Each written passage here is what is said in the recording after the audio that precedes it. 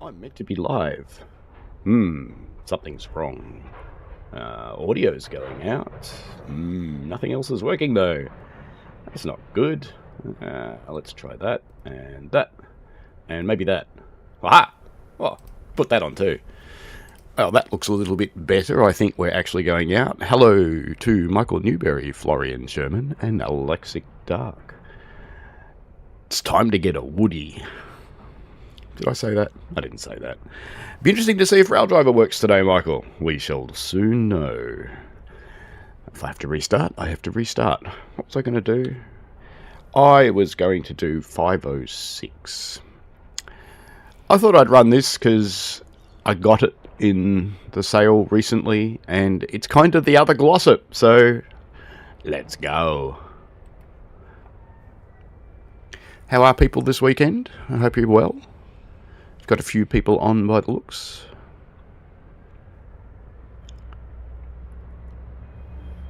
That logo looks strange, doesn't it, with the big orange splash? Hopefully game audio and the like is going out okay. It's kind of looking like it's working.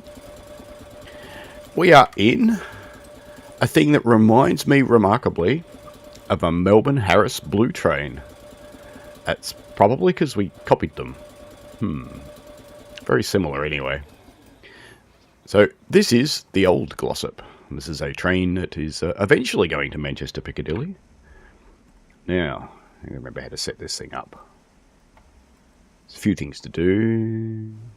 Destination blind light. Some of these work. Marker light. I don't have no idea what the combination of marker lights is. If anyone knows, just let me know. I'll just turn them all on. Seems fair. And we'll just leave it saying Glossop.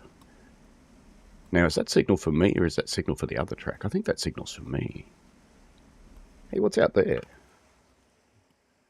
It's a train sitting on the ground. Well, I didn't expect that. Boarded up even. Huh. Plants growing in them. Well, it's kind of cute. Oh, I've got a red one. Probably don't want a red one, do I? Wonder which one that is. Marker light. Tail light. There we go. Now we won't have a red one. Is the handbrake off? Dunno. Can't tell. Will Rail Driver work? Yes! Michael and I have been having a conversation with you this week. I found a video about these things. I remember when... hello, Metro. I remember when the... was it the Island Line? The Island Line came out and everybody was wondering what these things were. I actually found a video where the driver and guard used them to talk to each other. I still kind of think that signal's for me and it's red.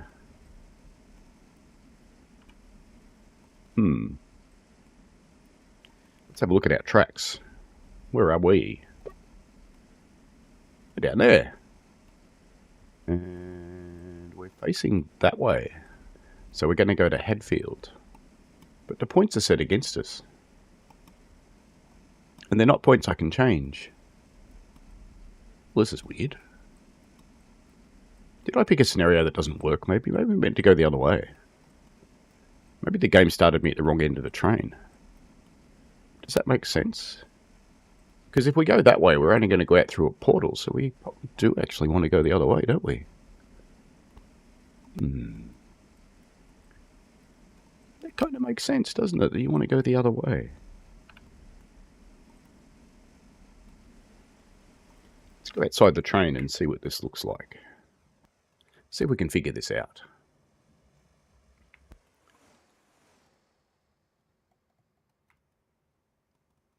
Because that signal's red and the points are set for the yard. And those points are set for my train. And those points are set for my train. Yep. The game's got us at the wrong end of the train. Alright then, let's turn that tail light back on. And let's turn the marker lights off.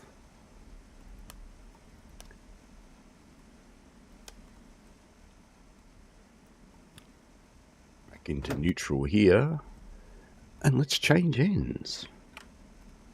And again, and again. Right, that's better. Look at that, a green signal. That makes sense now. What a puzzler that was. Don't want a cab light. Instrument lights. Right. There we go. That makes sense now.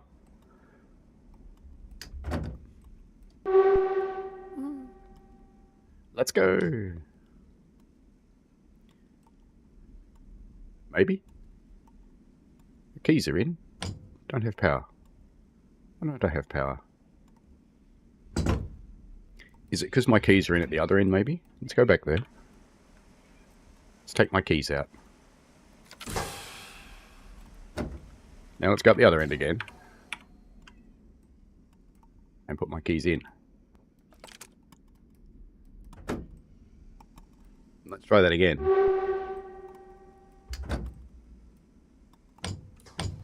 Yay! Wow, lots of people talking. Hello, Chris Martin. Hello, Metrofan6016. Hello, Metro212. Already said hello to Michael. I had a, it's a bit loud for me. Let me turn that down. If it's too loud for you guys, let me know. I had a conversation with Steve, Michael, and you'll be pleased to know I have confirmed the viability of Raildriver. That's about as much as I can tell you on that. But be patient.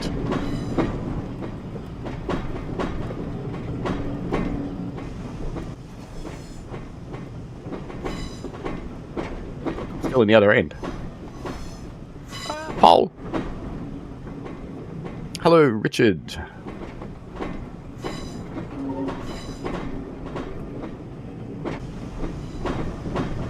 You knew a signalman that was us about Lexicdark. That's good.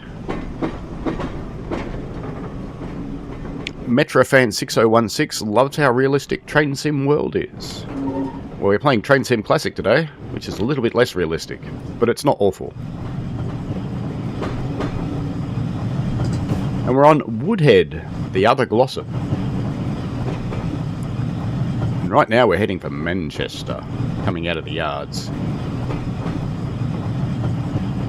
Got the little Industrial Revolution era housing. A lot of companies built that stuff to attract people to their places.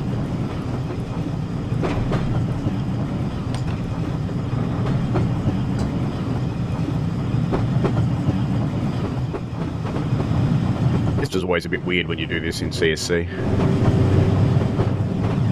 It's that familiar DC traction motor growl of the old style traction motors.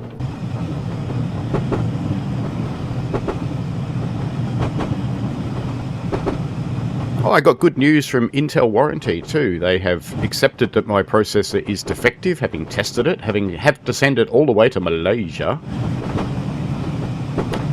And a new one has been shipped.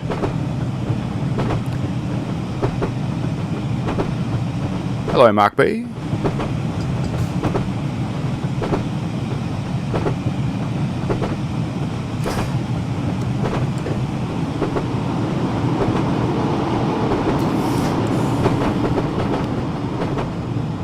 So looking through my audience, I have largely Aussies and Americans with a smattering of UK people who's looking forward to the 700, which I'll be showing off tomorrow. And I'm sure the Don of Aussie gaming will complain about me again, having access to it before him, but that's okay. I believe, Florian, this is sometime in the 70s. But don't quote me on that. I haven't done a lot of research. Richard says he sees rumours and speculation about a summer release of TSW3 abound on some forums. Has the sun affected people's heads? Michael's looking forward to the 700. Oh look, TSW4, interesting thing. There's no doubt DTG always pops something out in summer, but yeah, wait and see what it is. People love their rumour mills. I did read the article, which was, oops, brakes. I am behaving poorly. Brakes. I'm not actually supposed to stop here or anything though. But I am supposed to go slowly. Because I'm empty cars at the moment. Right, there we go. Now I'm behaving better. Yeah, I prefer to... sorry, I'll go back a step back. I did read the French article. Thank you, Google Translate. Abounding with no information whatsoever. And what I'd suggest that individual's done... Yeah, there was a French article that was... A French gaming article was actually the source of the rumour. What I suspect that individual who wrote that has done is they've gone back and they've looked at history. So think about when TSW 2020 came out. When did it come out? Think about when TSW came out. Think about when did TSW2 come out? When did TSW3 come out? You know, it's similar sort of time frames. So, wait and see is the answer.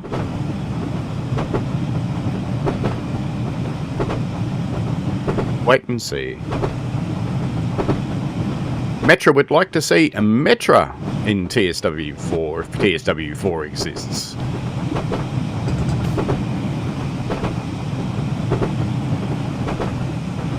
Yeah, I don't know about Metra.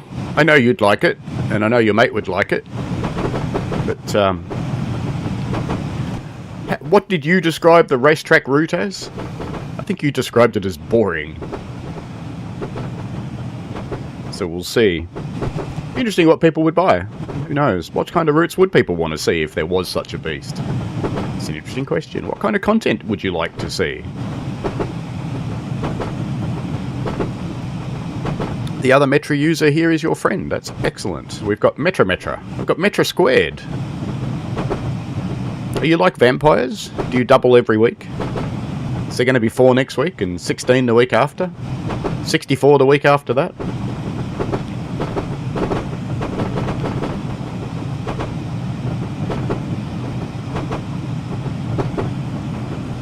Almost at Manchester, for those who remember the route. The cool thing about Woodhead is you actually get to see the abandoned stations open. It's kind of cool.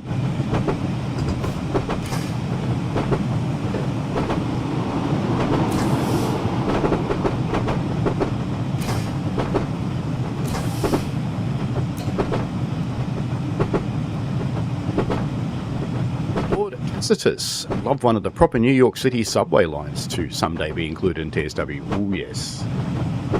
Yes, very much. We've discussed subway lines on this channel a few times, and there's... The general consensus seems to be the 7 or the F. Do you have a preference, Lord Tacitus, and what you might like to see?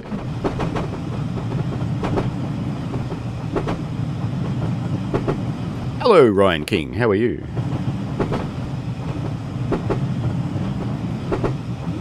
We're nearly at Manchester Piccadilly. Once we arrive, we'll need to change ends. Make sure you set the headlights, taillights, and destination display correctly before leaving for Hadfield. Ominous. The track layout in TSC is a little bit different to the track layout in TSW, and I've never bothered getting into Googly Maps to find out which one's right.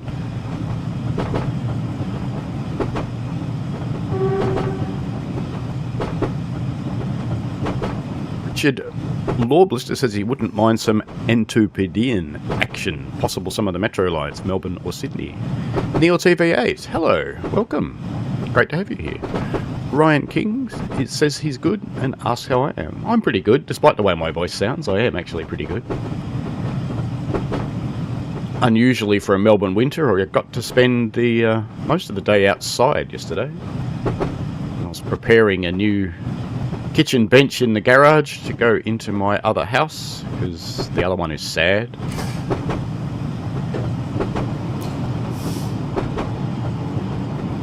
If anybody ever tells you that being a rental provider is a wonderful way to make money, don't listen to them at all. It's not. Especially when you rent out an old house like I do. But anyway, it covers its costs. I shouldn't complain. Lord Tacitus is a fan of the One line since it lived near the 116th Street and the range of the line from WTC all the way to Harlem. Yeah, it's cool. Harlem's a very underrated part of New York. I think a lot of tourists from outside of New York are put off from Harlem because of all the cop shows that have aired over the years. But I actually find it a really interesting part of New York. I quite like walking around there.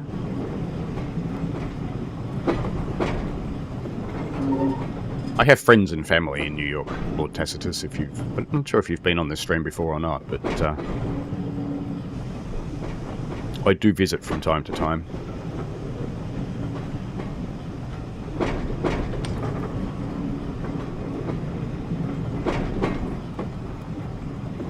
We're clearly driving from a trailer car at the moment because we don't get traction motor growl.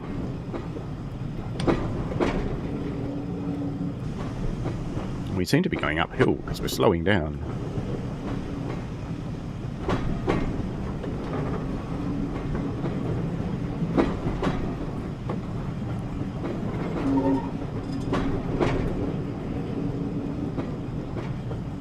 Yeah, I definitely wouldn't mind some Australian or even some New Zealand content in Train Sim World. I happen to know a New Zealand developer, but he has yet to explore the TSW possibilities.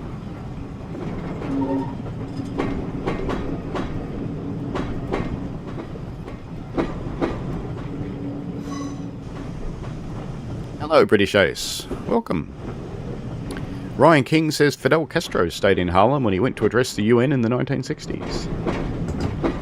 Well, there's a claim to fame for a city. Lord Tacitus is a lurker mostly. Excellent. You're welcome to lurk. We're running the other Glossop, British Ace.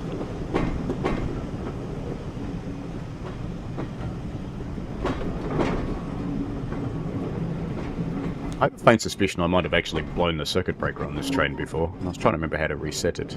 There is a button somewhere. Is it that one? No. When I power, it doesn't seem to give me any. Oh, there it goes. It's working now.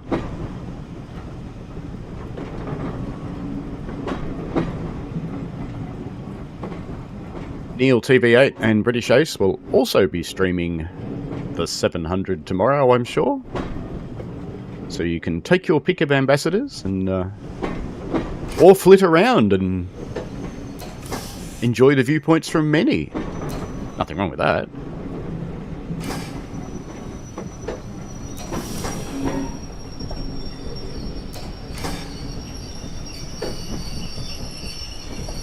There we go. That's close enough, isn't it? T. Let the people in. Let's turn some stuff off. It's so hard to see these black switches on a black background, and you almost want them to light up in black. And I have to somehow set this thing. What did that do? Manchester still, okay. Oh, go further. Hadfield! Oh, luck! That thing's a bit strange. Off, and brakes you have to leave in release, I believe. Maybe EP service. Maybe I think that's where you find them usually.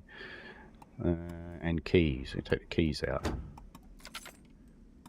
Alright, now we can change ends. Doink. Ah, we are in the correct place. Good. Keys in. And what does this one say on the outside? Manchester Piccadilly. That's no good. We want Hadfield. Did that say? Oh, luck again. And more with black switches on black backgrounds. And no, I have no idea what the combinations are. If anybody knows, I'm more than happy to listen. In the meantime, I'll just make it up. I'll just turn them all on. What else do I have to do in here? Got the keys in. Need to go into forwards. Need to put the brakes on so it doesn't roll away. Monty Burns Gaming, hello. Ryan King, which train am I running? I'm running this thing. The original Glossop.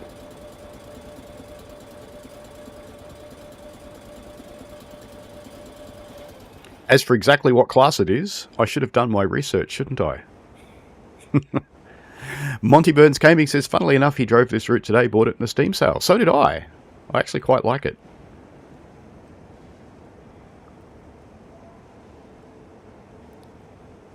Neil Silvier says, had trouble driving the 506 and thought there was a bug that it couldn't accelerate any faster. No, it's just slow. It's just an old crap train, Neil.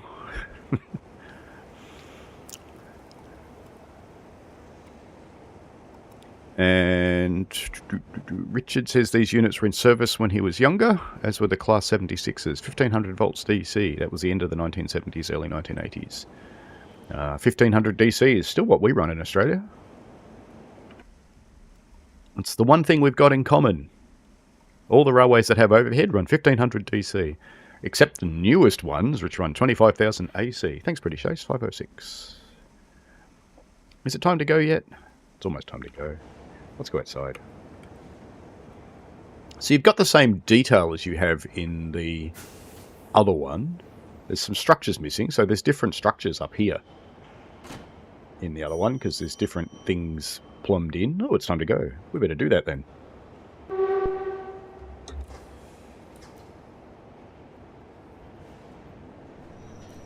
It's even going to move. Look at that. But by and large, the feel of Manchester Piccadilly is similar. This one doesn't have the great glass roof that you have in TSW with all the nice shadows and things.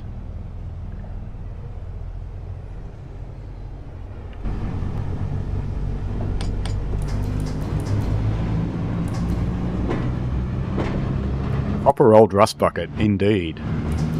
I do like the sound of an old DC traction motor though.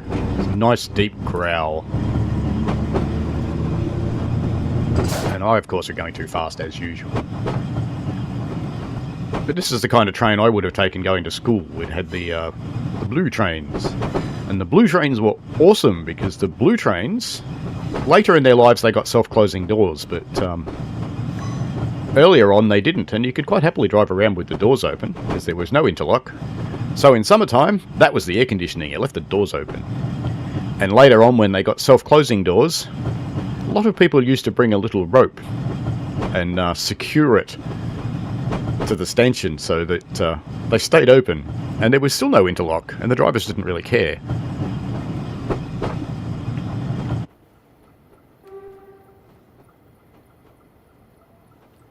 So there is the city of Manchester around us.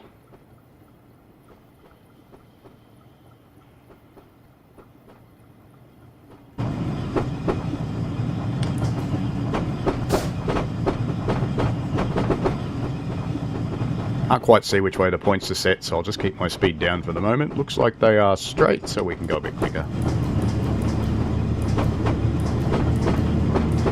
Richard says these were introduced in 1954, the 506s, and retired in 1984. Take that, George Orwell!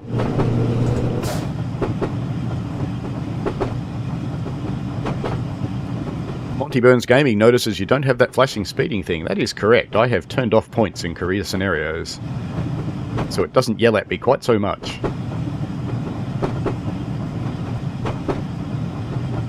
Is there meant to be water down there, do you reckon? It's kind of dry. It looks like maybe there should be a river or something, but maybe not. No, it looks like factories. I'm probably supposed to stop here, aren't I? Oh no. No, I'm not supposed to stop here. It's fine. It's all good. False alarm.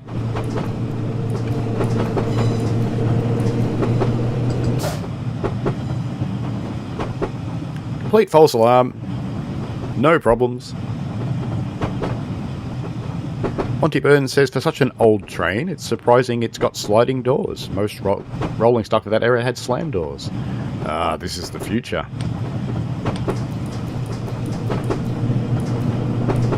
Florian says he remembers that about the Red Rattlers in Sydney too. Doors open equals air conditioning. Oh, indeed.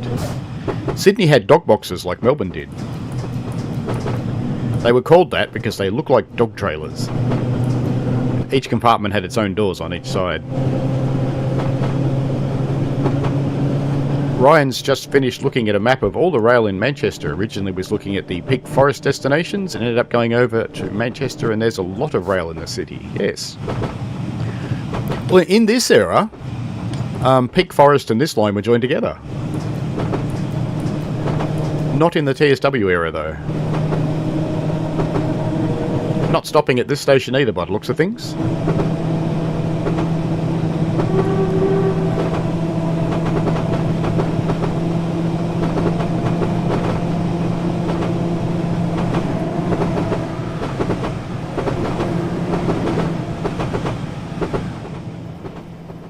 People. No one likes them.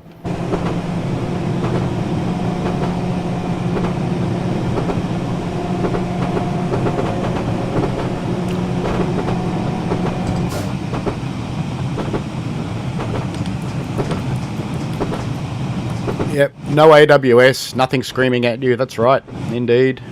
And if you turn power off and turn it back on again too quickly, it won't do it. That doghouse on the US steam locomotive is a different thing, Metro. That's the little cabin up on top of the tender. Dog boxes were a particular kind of carriage, where each carriage was made up of individual compartments, and each compartment had its own doors. Each compartment had anywhere from 6 to 12 seats in it, depending on whether it was double-sided or single-sided. How good are this thing's brakes? Does anybody know? I don't know. I was driving the freight train around yesterday. I didn't have much of a go on this. Let's find out. Oh, they're pretty good. Rolling brake test complete.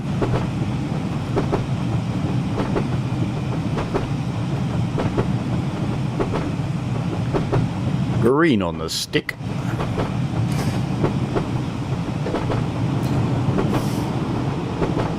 I'm back on the steam engines myself next weekend.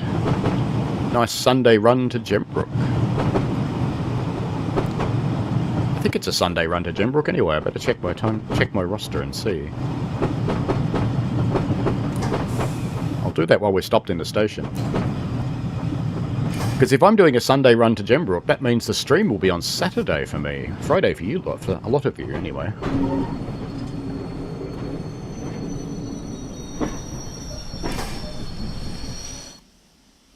There we go. Check my roster while we're boarding passengers here. We shall see. What am I on next week? Driver and fireman roster. Oh, come on, load the page. SharePoint's timed me out again. What is next week? What's the date next week? It'd be the 16th, wouldn't it, on the Sunday? July 15th and 16th. I'm on the 16th, in fact. So yes, the stream will be on Saturday. Oh, and look who my fireman is. It's the chief examiner. Good stuff. Time to go! Monty Burns Gaming has gotten used to AWS warning of speed reductions and red signals. Without it, I was worried that I was going to accidentally go through the red. Yeah, it can happen that way, I suppose. It's a bit like getting used to the ATC and access systems on the American trains. If you're left to your own devices, you have to think. If you're running with those, you just react quickly. Mark B says there's a third large terminus in Manchester which turned into an exhibition/concert space. Good to know. Cities do develop over time, don't they? Lots and lots of changes over the years. Riley, the train spotter and other stuff, said, did you hear that Thameslink is coming to TSW3? My word, I'm streaming it tomorrow. At 10 AM UTC, 7 PM Australian Eastern Standard Time, I will be streaming Thameslink. The 700 class. And it arrives publicly on the day after. Off we head to Fairfield in our slowly increasing speed train.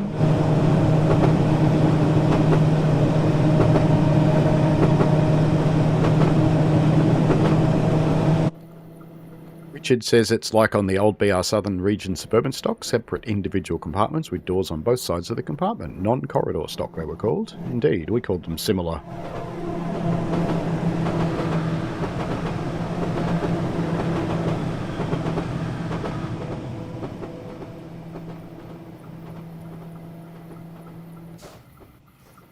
Time for some braking.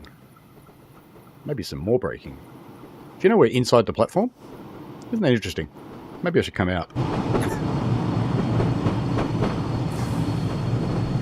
The brakes are actually quite good.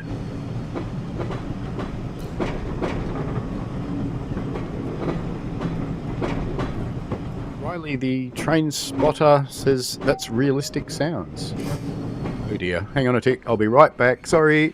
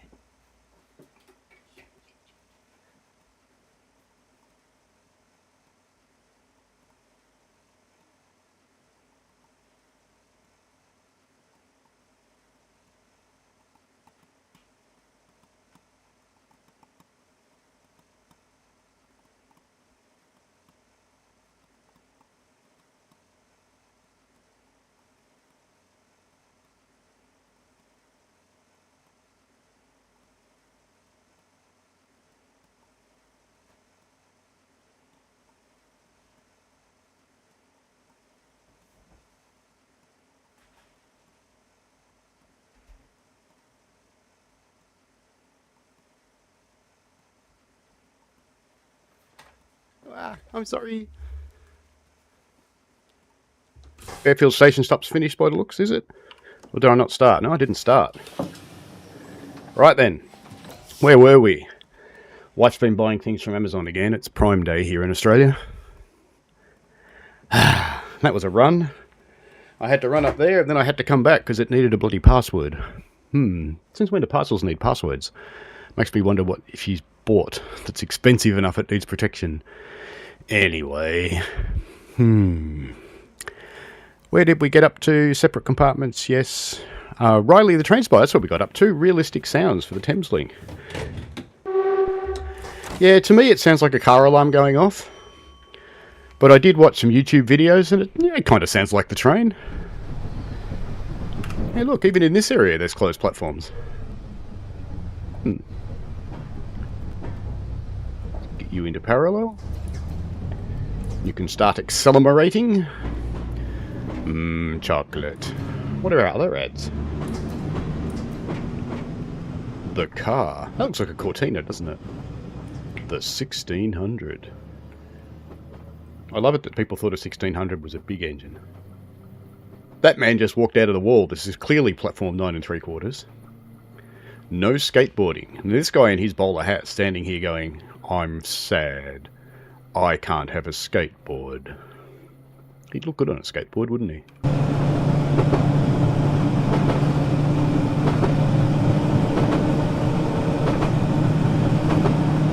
Florian lived in Fairfield in Sydney. There you go. It would look a bit different then.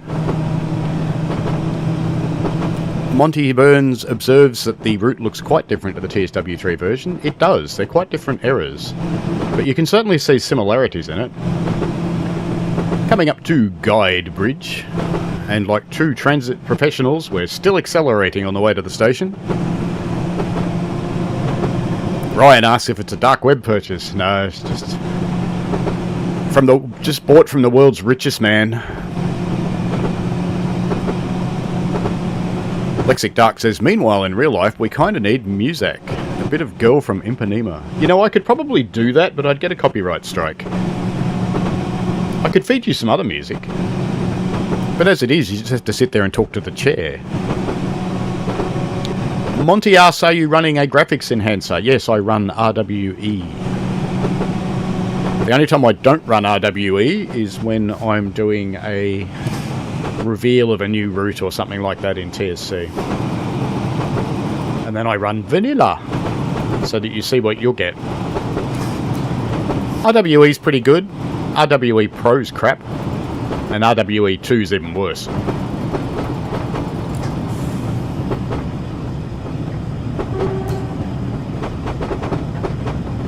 And Florian says it's a Capri. Very good.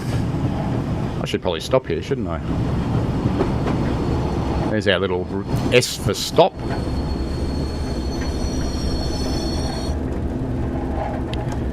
It's nice to know that having signs stuck in platforms is not something that's unique to Train Sim World. Look at that.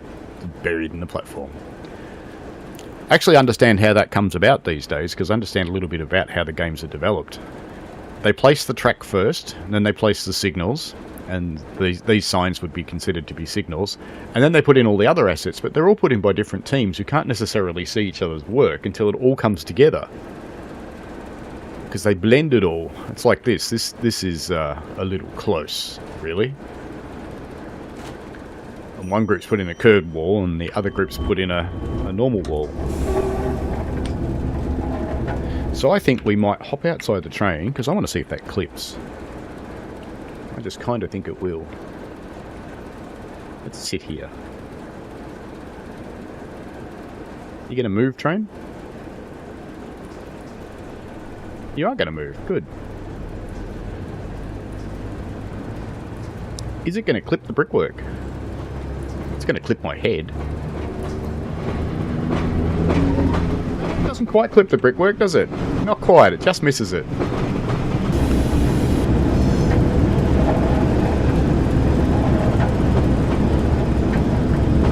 Monty Burton says you'll check out RWE.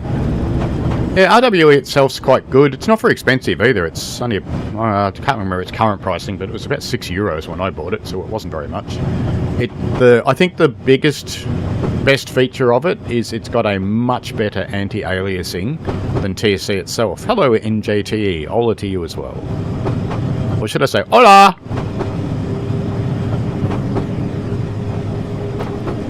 Off we go into the wilderness to Newton.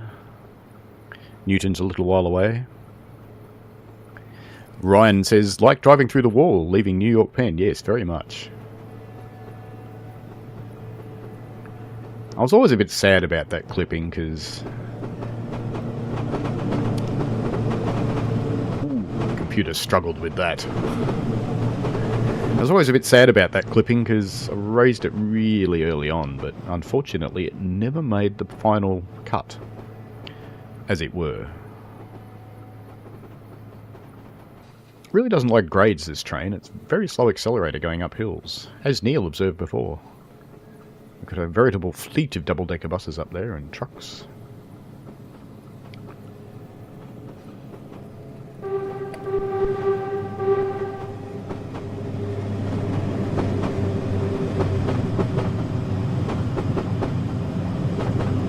The train's really struggling with this gradient. It's a good thing the gradient doesn't last forever. I wonder if I'm supposed to go into Wakefield. Ah, now it's accelerating. It seems counterintuitive that something called weak makes you go faster.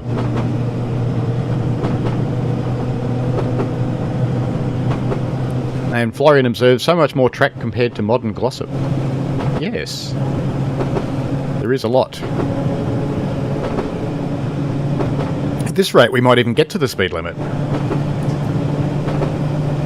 Ryan likes the coach lighting. Oh, we can see it from the inside. These are probably shadow casting lights, which are pretty hard on performance, but they look good. I know in the Midland trains they had shadow casting lights in the carriages, and when you put enough passenger carriages together, your frame rate drops into the 10s. You have to turn the lights off.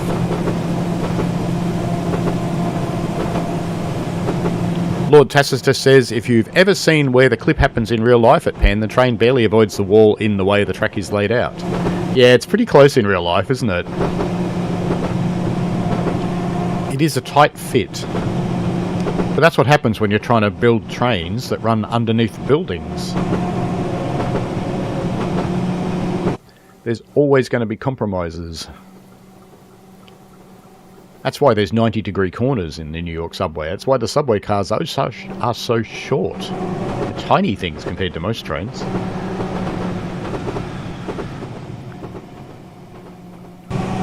Ladies and gentlemen, our next stop will be in Newton.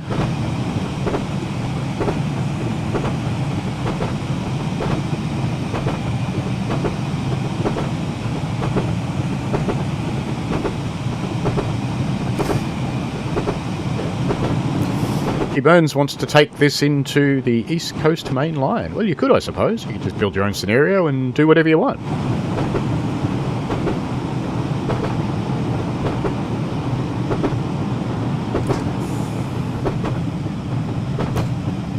It's the cool thing about TSC. It's an electric train. It can run an electric route.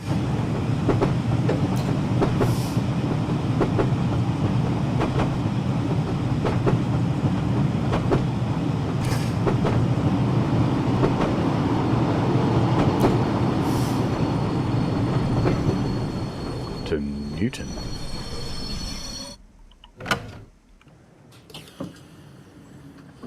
Skateboards are clearly prohibited in Newton as well. We can have fine teas of York. That would be a fine tea. And the shape of travel to come. Oh, that was the APT thing that never actually happened, wasn't it? Yes. And cows. Boo. NJT says, what makes this the Glossop line? Well, this is the Glossop line. This is exactly the Glossop line. Because it goes to Glossop. Oh, train. Have you forgotten about series? There we go. It goes to Hadfield and then it goes to Glossop. That's why it's the Glossop line. Oh, this looks like a bridge coming up, so naturally we need... Sorry for all the degree pokery there. We need a gratuitous bridge shot. Because you just do.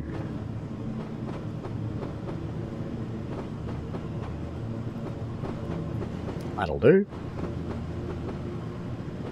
Look at that. The steam overlay has come back to life, even though I told it not to.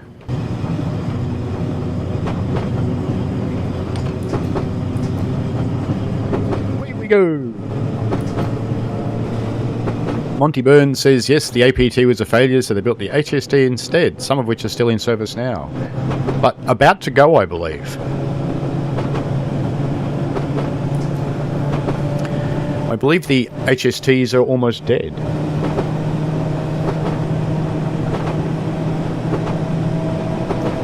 And yes, it's pink.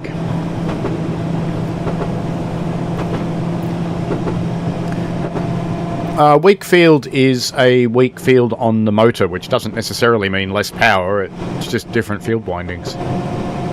It's a different way of using the power. Godly, next stop.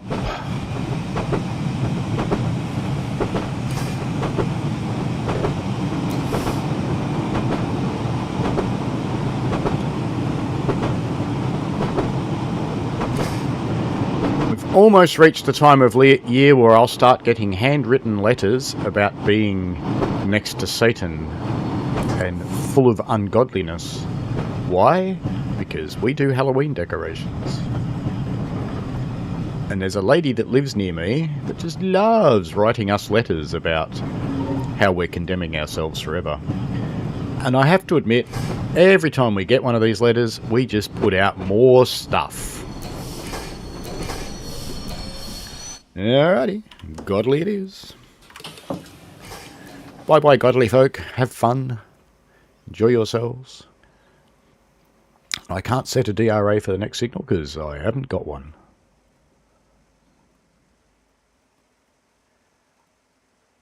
NJT says the HST was built as a stopgap. It turned out to be a successful stopgap. I think the HST is just the APT without the tilting mechanism, isn't it? Effectively.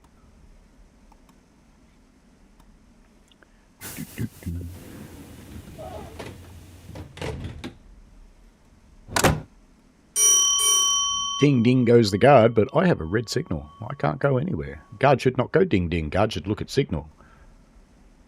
Maybe that signal's not for me. Let's have a look. No, that's not what I wanted to look at. I want to look at that. I can't go ahead. Maybe that signal's not for me. Oh well, we'll find out in a minute, won't we? Let's just save it, just in case. Maybe that signal is for the other track.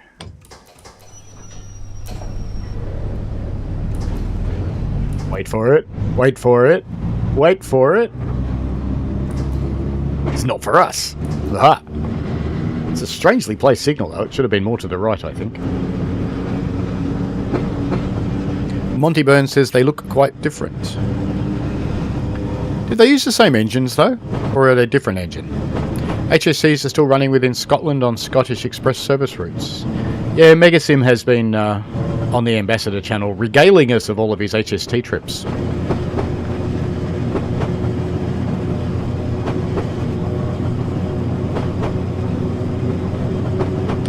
Hello, plus plus. Hattersley, next stop. Prepare your hats. It is mandatory to wear a hat when alighting at Hattersley.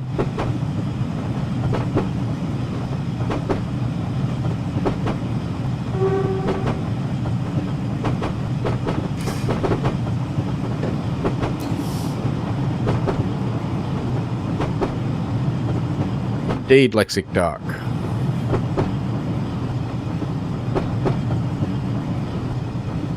It is a cosplay event. It's exactly what it is.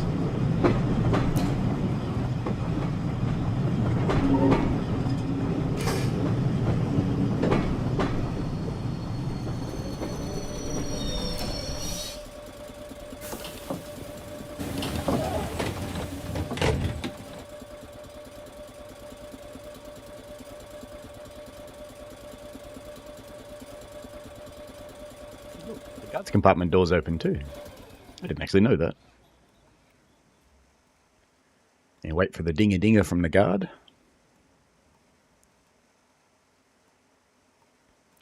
I'll have to do some work on our car-sized spider this year. He broke last year in a storm. He broke one of his legs.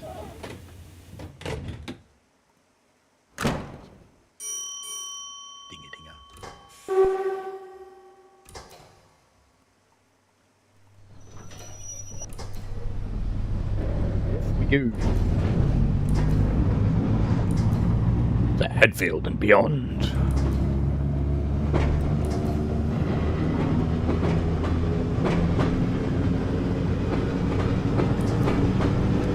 We go to parallel, not straight with Wakefield. It's all part of the fun of life.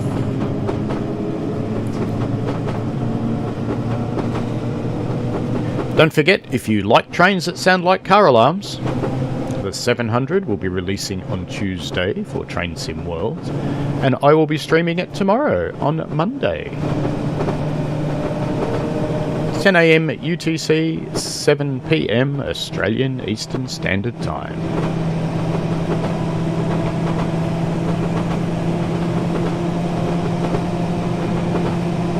Mark B bought the HST Valenta from AP just to get the original sounds. It's cool.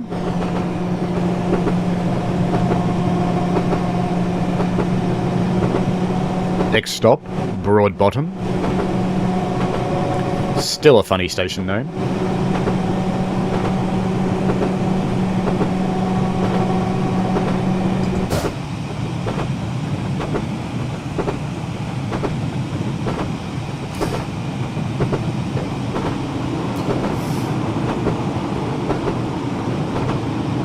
It was a simpler era in train travel where people were simply expected to know where to get on and get off.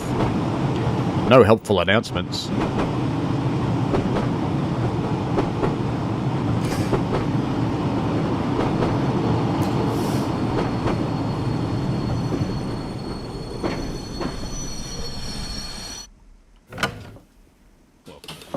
Broadbottom.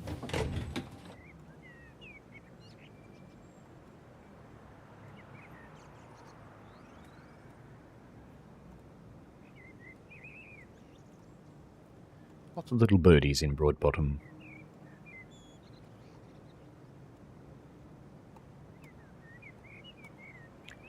If you want to take the day off, Metro, you should.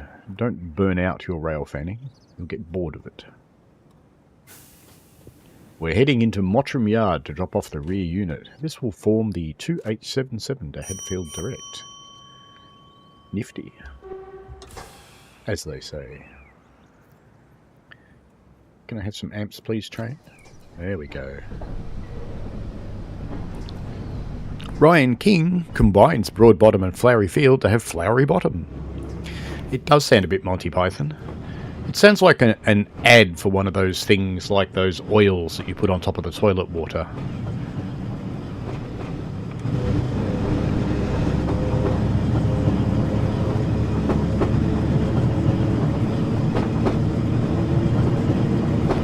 Metra says it's because of his friend Chicago Western Rail fanning, who always rail fans the racetrack and gets boring F40PHs. You used to love F40s and Gevos.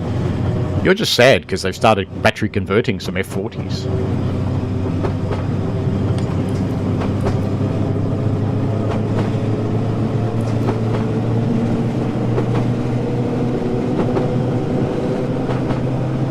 It did say we're going via the yard, didn't it? But the next stop is at Denting. So there's nothing about a yard. So I wonder what that was.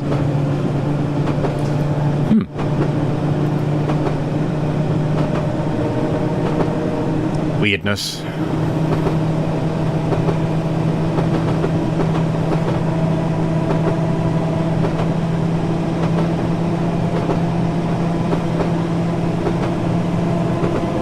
Florian thinks he'll be still in bed at 10 AM tomorrow, considering it's almost 1:30 AM where I am.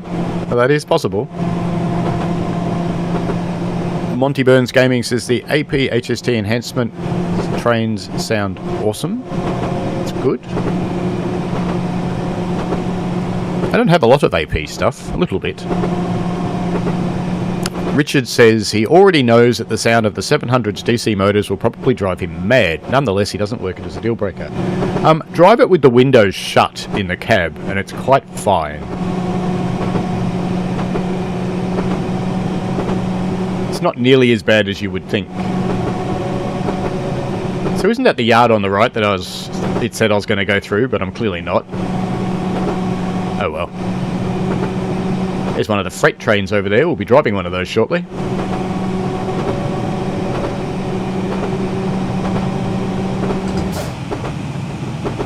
We roll towards Denting.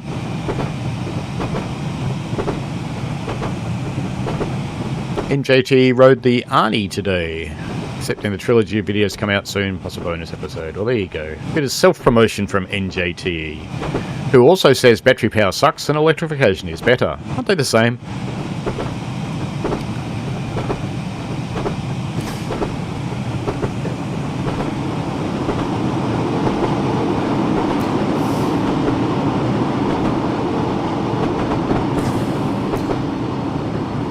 Coming across the big viaduct.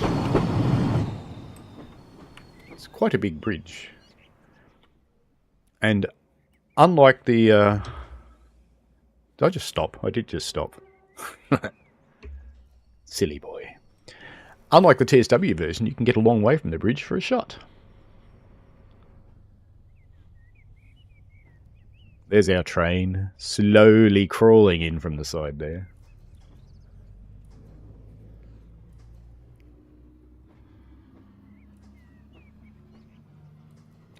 Lexic Dark says to Ryan that Flowery Twats was a Faulty Towers anagram used in the show. It was. There were many jokes in Faulty Towers that you have to think about a little bit. And even then sometimes they're not actually funny, but it's the way. There we go. Back in the train. Suppose we should slow down a little bit. Coming into Denting.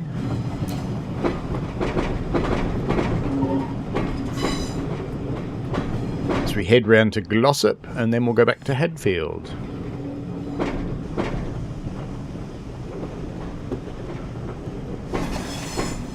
The old train goes tugga tugga tugga. Metro says F40PHs are boring on the Union Pacific and BNSF lines, but MP36s are boring on the Milwaukee District lines. I hate to tell you this, but I think all of that vintage of American diesel have no personality.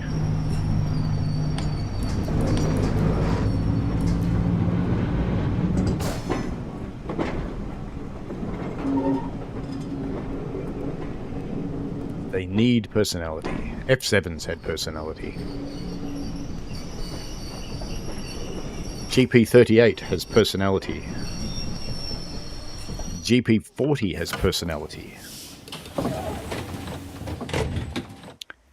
Denting folks will be back here again shortly.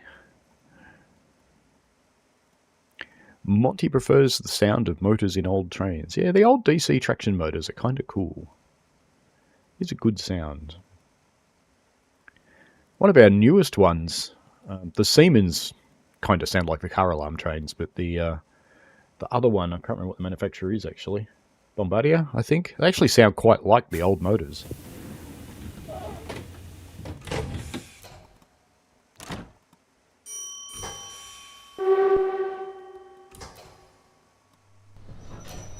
It is indeed a triangle. Let us go up. Something you can't do that readily in TSW. There we go. Now, interestingly, there's a vestige of a platform in TSW on this line. But this one hasn't got it either.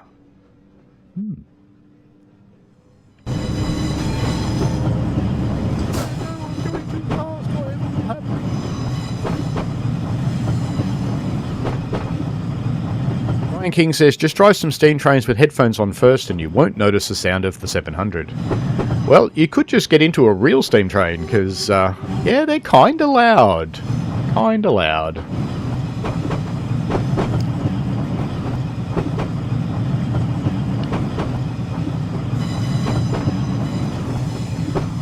There's not much room for thinking in a steam train. And there's a reason the crews use loud and short words to talk to each other. It's because it's very hard to hear anything else. You can't really have a conversation unless you lean in and put your mouth in the other person's ear.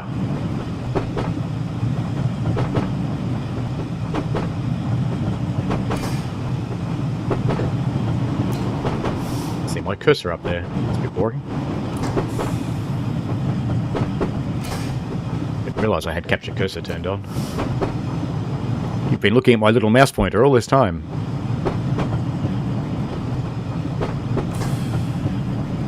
NJT says the oldest GP40 in service is 65 and still runs regular passenger trains.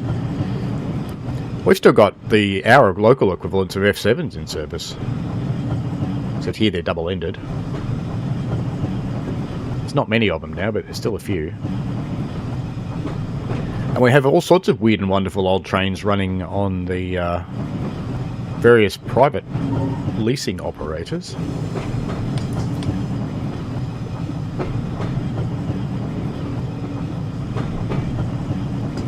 This aeroplane Glossop, it was a real signal. Look at that. Even though it still permanently displays yellow. In the modern version in TSW, this is just a sign.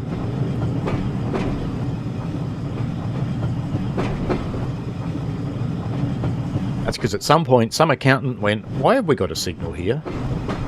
It can't ever be anything other than yellow. Richard says acceleration on the M7 also sounds great. It is a nice train, that one. I do like it too. Ryan King says, that seems unsanitary, shouting in someone's ear. Yes, it kind of is, I suppose.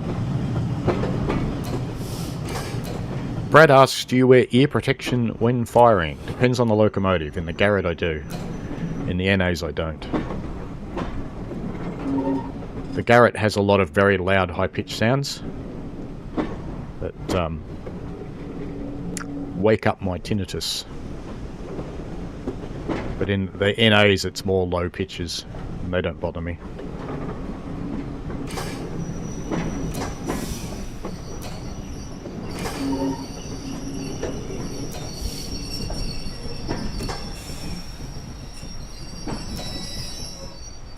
Really wants you to go to the buffers, doesn't it? Well, tell you what, we're going to the buffers. Hopefully not hard enough to hit them though. Let's see how close we can get. That should do. How close was that? Oh, that's pretty good. Right at the stopboard, look at that. Perfect. Alright, now we got to change ends again, don't we? So we go dink, dink, dink, dink, dink, dink, dink. And brake is on, but I just want EP service. First event neutral or off, and keys out. And then we go and change ends. Alright, keys in. And switches.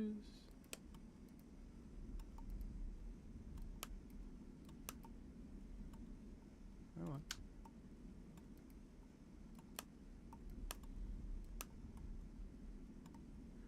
That'll do.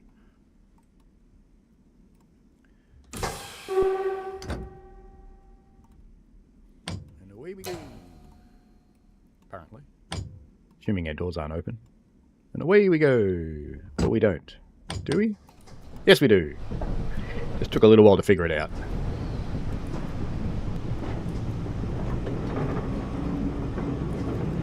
Lexic Dark says, let me say for the driver and engineer, noise cancelling headphones.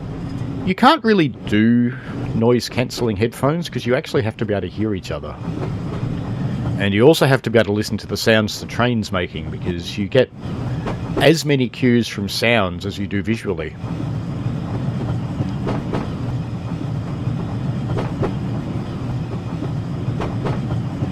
You can hear when the fire's going bad, for example. If you start hearing a lot of air moving through there, you know something's gone wrong. Bit of a hole.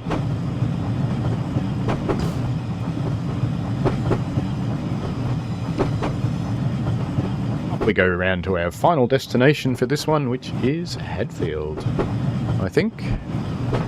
Yep.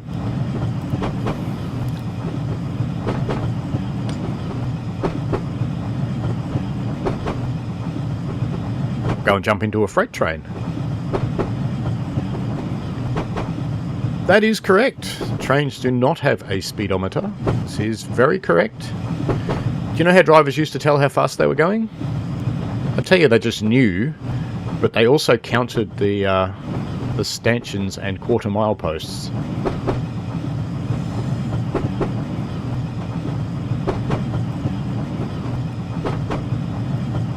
And you get used to it too. On our railway, when I'm in the cab, I can tell when we're going at the right speed. You feel it. You just know.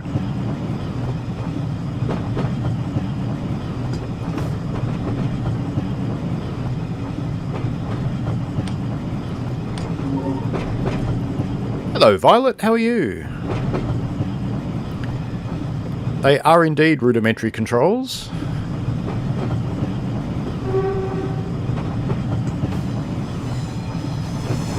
And Lexic Dark says there are ones made for that sort of work and you can still set filter ranges. Be a bit hard to wear in a cab. It's kind of hot. I'm not just finding excuses, it's just technology in steam engines is a bad idea.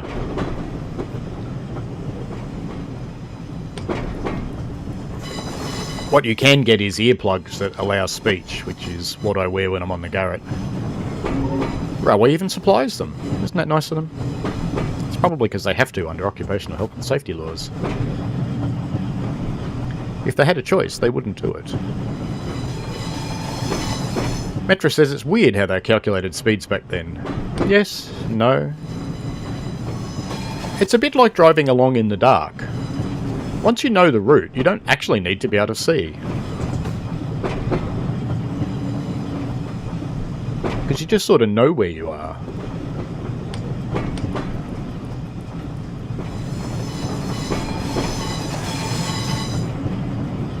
Quite a tight corner this one, so I put on a bit of power to get through it. Green signal. Metra says steam locomotives are a maintenance nightmare. Well, yeah, kinda. They are a lot more expensive to maintain than diesels, simply because they have so much moving metal. Which way are these points set? Centre. Ah.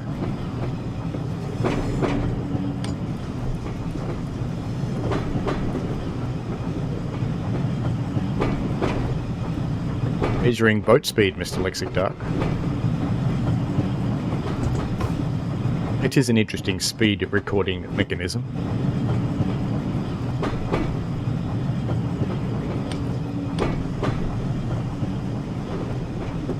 Coming over this side, Violet. Excellent. Coming down to the southeast.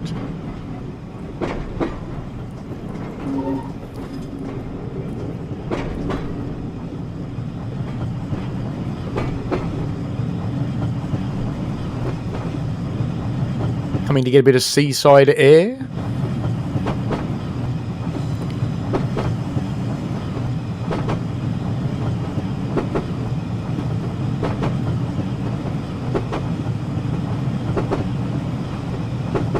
Toorak to Sunbury, that's quite a change. I've done Vermont to Glen Waverley to St Albans to Sunshine to Melton, Taylor's Lakes, Emerald, and now Afghanistan. And in between that there was San Francisco. Well, Oakland. We lived in Oakland and later in Berkeley, but I tell people San Francisco because no one knows where Oakland and Berkeley are.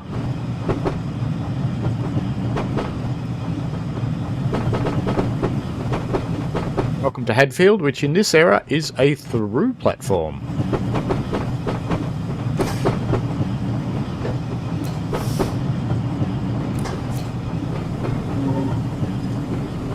Pilot says Toorak people are not nice.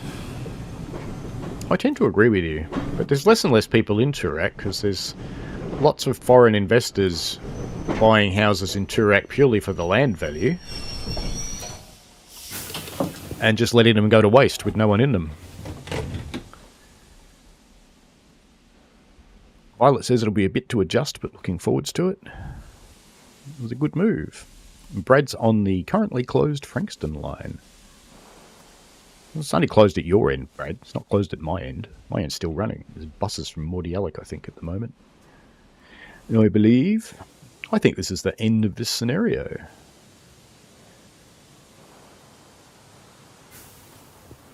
Well done. You have completed the scenario successfully. Yay! And I have no current destination. How about that? Alright, let's finish this one.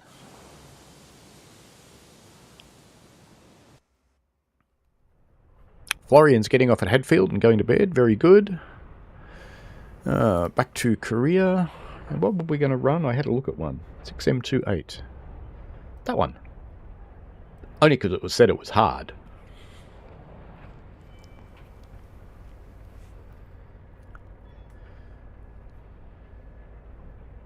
Did you say which suburb you're actually going into, Violet? No, I don't think you did. You don't have to, though. Take 30 loaded wagons from Wombwell. Is that where Wombles come from? To Mottram Yard. This is a heavy train and you have a steep climb ahead. Good luck. Alright, how many locos have I got? 2. It's a heavy train by English standards, I see.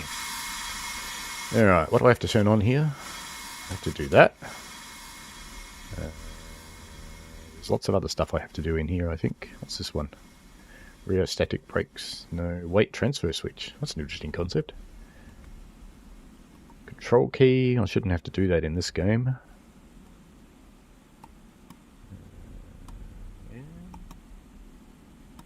Window heater. Marker lights. That's what we want. Cab heater. Cab heater. Foot warmer. Oh, I better put the foot warmer on. More markers. I have no idea what marker lights I'm supposed to put on. Just don't care. Instrument lights. There we go. Okay, we should be ready to rock and roll. Can we release the brakes? We can. Forwards parallel. Now we probably want forward series to start. Whee! That was violent. Noisy little bugger.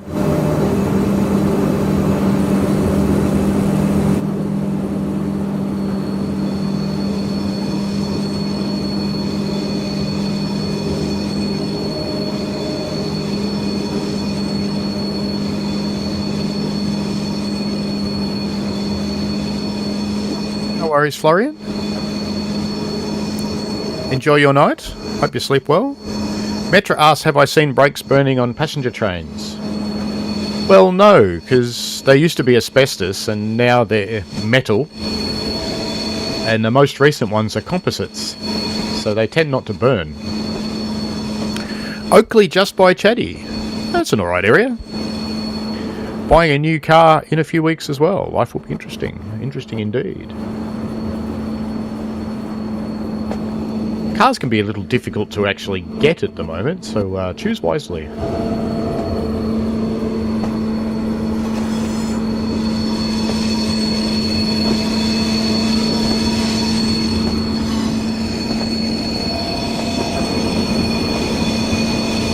I know on this one you have to watch the power gauges, because if you go too far you blow your breaker.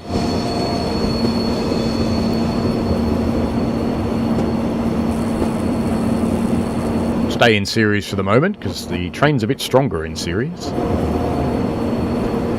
Troublesome truck, says Metra.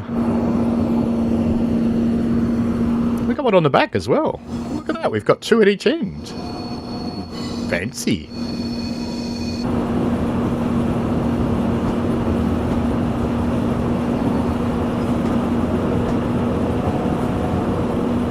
Yeah, it depends what you're looking for. Anything hybrid is hard to buy.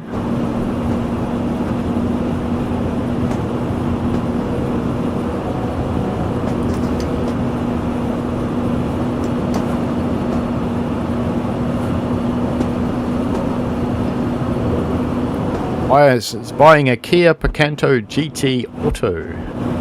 Cool. NJTE asks, why do some of the earlier default DTG chains have inaccurate sounds? Well, no one cared back then, I think, NJTE. Now people do. Alright, now I've got to power off and go into parallel. Power back on again. Hope we can keep accelerating.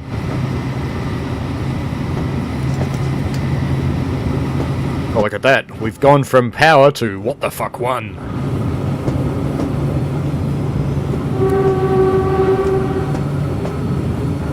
Mark B says we have a 7-month wait for a Toyota hybrid. Yeah, it's about the same here. Violet says we're going to get another camper but decided on a little run around instead. Certainly cheaper to run. Not as much fun, but cheaper to run.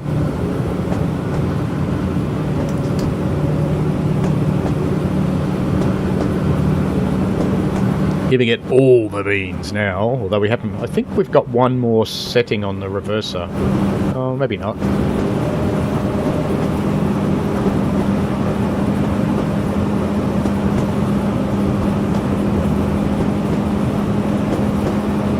Yeah, it was a different world. When train simulators were younger, NJTE, people just had the novelty that they could drive a train.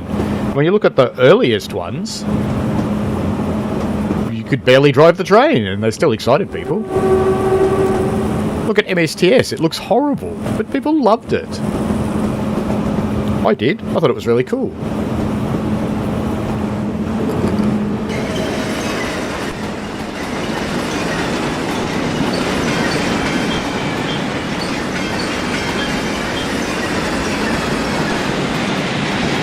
Off we go with our truckload of Thatcher coal.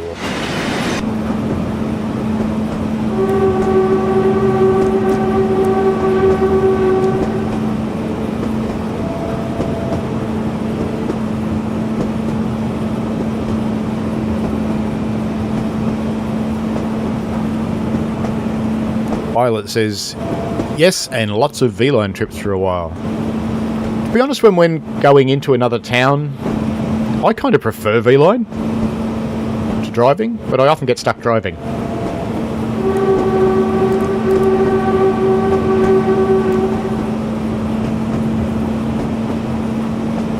Violet wants to go to Bendigo first to film the fruit bats, etc. We should do our art tour and steam journey. That could be cool. If you go to, look in Googly Maps and go to, I think it's called Bellberg Park number 13 along the Yarra River. It is near Kew. That's a near Kew, not a far Kew. You can see lots of fruit bats there too, or they're flying foxes anyway, not fruit bats, but they hang around there. I believe they're the same as the ones in Bendigo.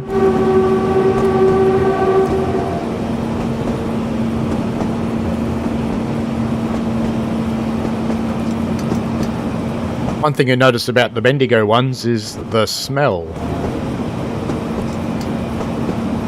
It's a delightful, delightful odour.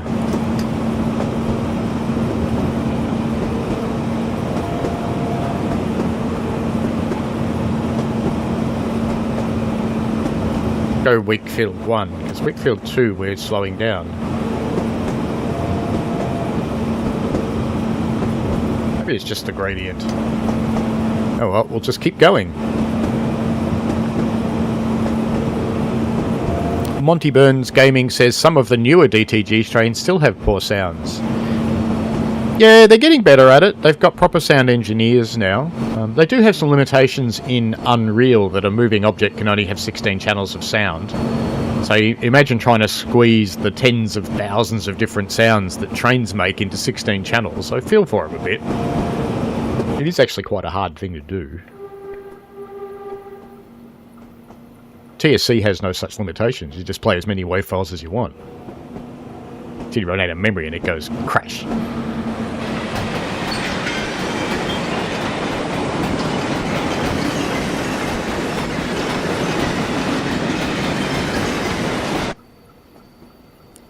Are they good at random nutters? So many random nutters in the world.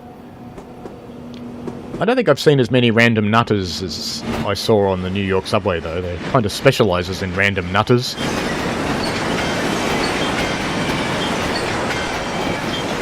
We're going a bit quick, but I'm really not letting that worry me.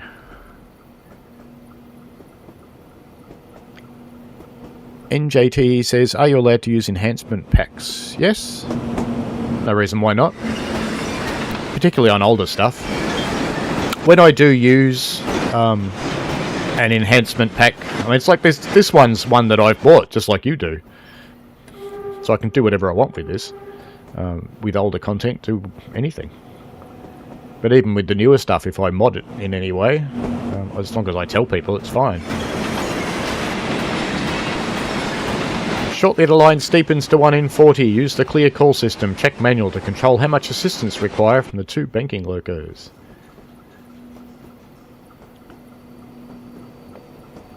It says to check the manual. Well, it's too late for that.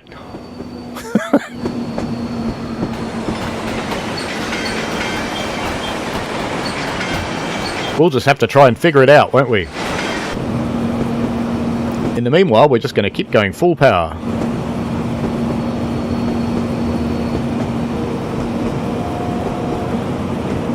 Lexic Dark says there's also the Bairnsdale bats, and Violet says the Bendigo ones are way bigger and red bodies. The ones in Bellbird Park have got red bodies too, for the most part.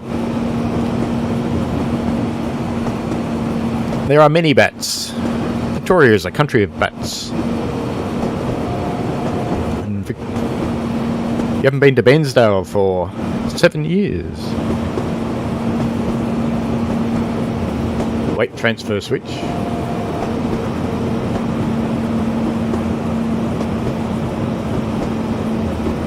Turn clockwise.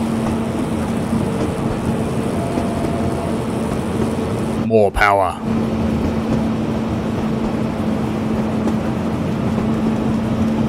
More power. Whoa, we got a smack in the pants from up the back then. That almost derailed us, that big smack in the pants from up the back. No idea how this is supposed to work. No, that slowed him down.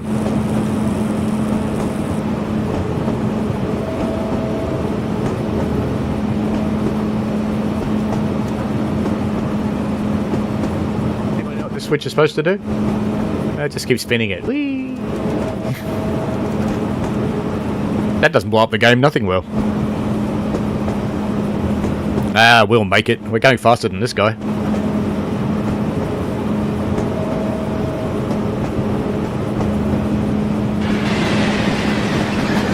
Violet loves Gippsland. It is a nice area. Sounds like a bunch of chirping parrots next to us.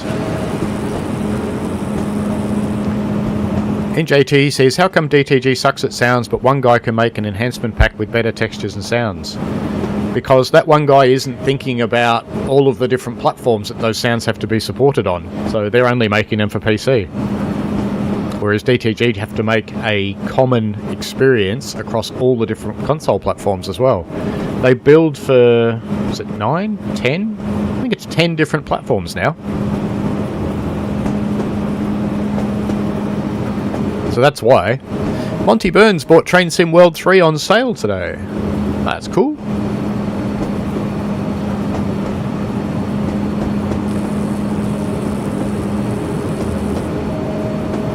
Pilot's Inspiration Soup says she will visit the bats when she visits her mum. You like watching them fly overhead at night. If you ever want to do something funny with bats, when you see people standing around underneath a bunch of bats, just do this. Clap your hands really loud, because as soon as the bat takes off, as soon as they start flapping their wings, they have a shit. It's always funny. Apparently we're supposed to slow down. But I'll tell you what, we're not.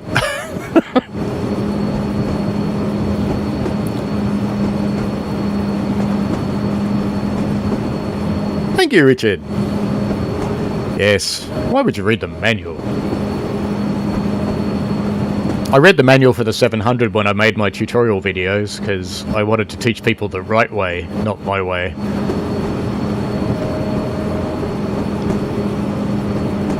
We're doing near enough to the speed limit, it's all good. And yeah, I know we're supposed to do 15, but we aren't.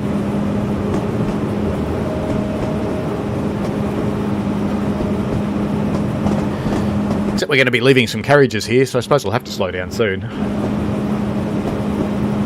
Why do train wheels make weird noises? It's because they're square.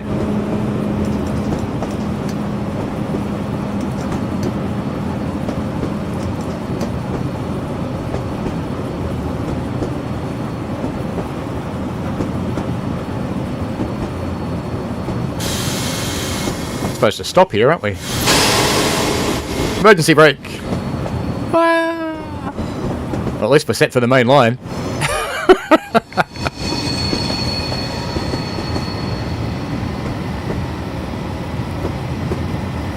I didn't realise we were supposed to stop.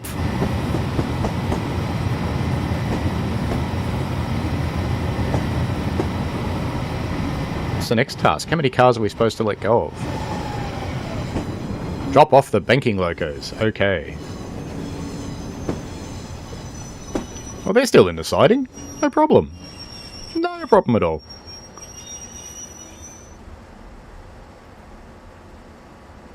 So we can still do the scenario.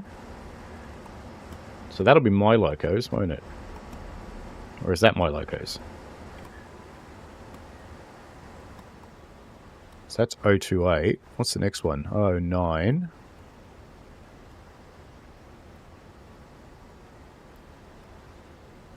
So that's ours. We want to chop off the ones down the back, and I think we had 2 down there. So it's that one. Let's just go down there and have a look. Yes, they're still in the siding. Look at that. Before the signals couldn't get better if you tried. Might have to ease up though. No, let me do it. Look at that. Excellent work. We'll ignore the fact that I used the emergency brakes to achieve the perfect stop just in the right place. Actually, interestingly enough, something I should point out that on our railway, at this point, if we had red signals and part of our train was sitting there, we actually have to stop. Interesting concept. Interesting concept.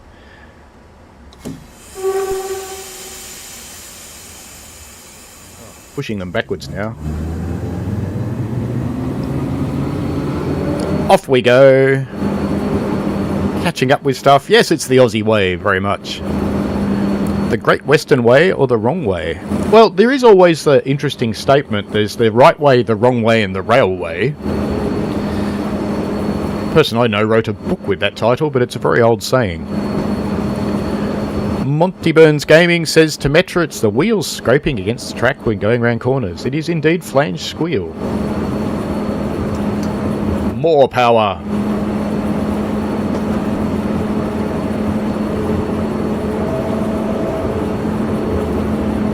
They do make other wheels. Other sounds. Violet says Sydney signal issues this week very interesting. How can they operate that short-staffed? Well, all railways are operating short-staffed at the moment, like all businesses are.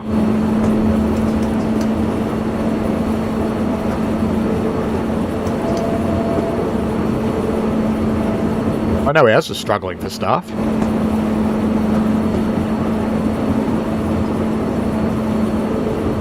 Let's go into forwards. Oops, no, I want parallel. Give me some juice. Can you do it, little train? Was I too slow? You can do it.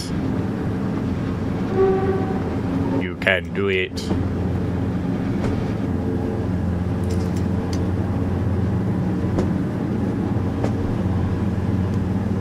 Headlights on so we can see something in the tunnel.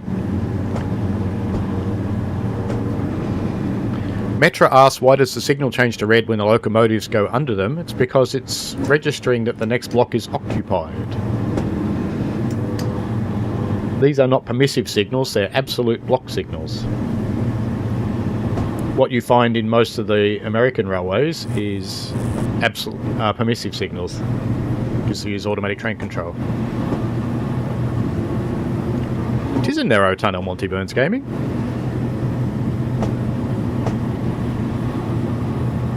Violet says, true, they feel bad for the person they said on the news. Yeah, individuals often get hung out to dry for things. Go via the Woodhead down Main.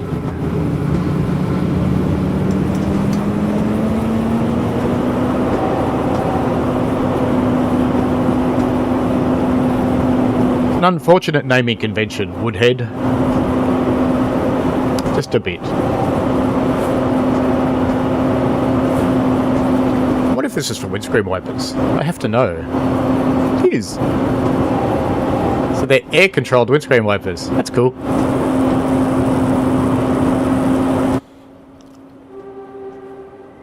Are my pantographs on fire? I think they were for a moment there. Many sparkies.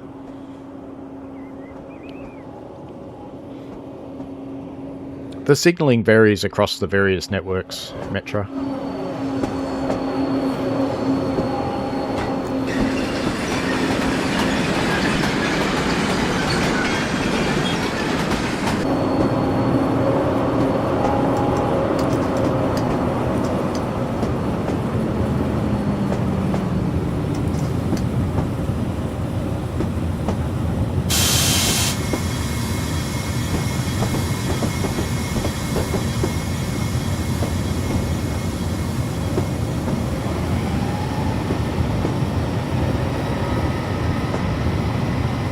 Has dynamic brakes. Makes all sorts of weird and wonderful noises.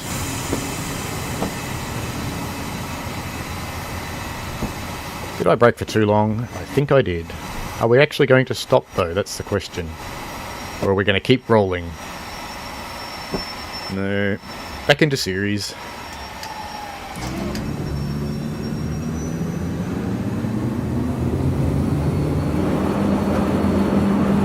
Signalling around the world is quite diverse and very interesting and very hard to learn all the different areas, which makes driving train sims a little more difficult than it could be, because you have to learn all these different signalling systems. In the real world you only learn one.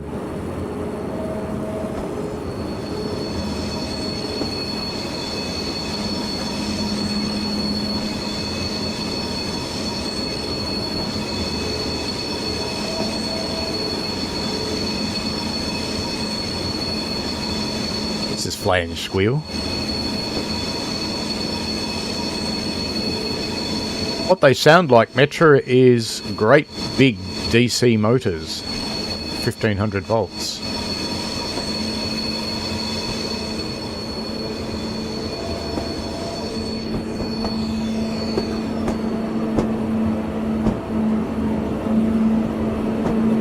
do like in TSC that you can do shots like this, because you can look at the HUD and go, there's no signals coming up for ages, so I can just do a nice flyby.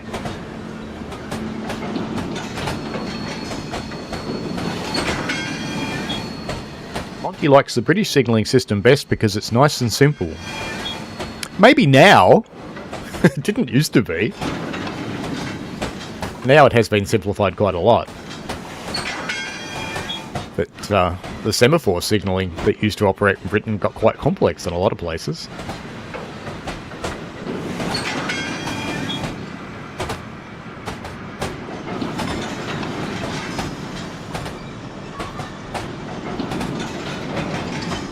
Lots of local knowledge required.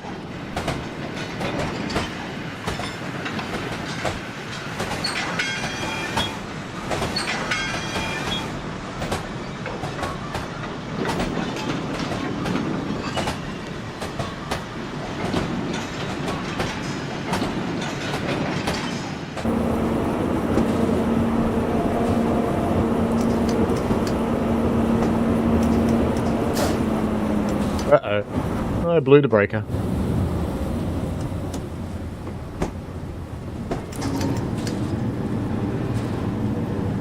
I went too hard. American semaphores were never as complex as the British semaphores. American semaphores represented the same signalling aspects the colour light ones do today. Coming out of Manchester, for example, there was a signal bridge coming there, which I had 180 something signals on it across the 50 lines. Similar coming out, I remember it coming out of Flinders Street. There was massive signal bridges, all these semaphores on them, because the semaphores didn't just indicate where you were going, they also indicated how fast and what line you were going to go to next and all sorts of things. It's crazy. And the semaphore might be signalling what's for right then, but it might be signalling something that's happening a kilometre away. You had to know an awful lot of information to make use of the system.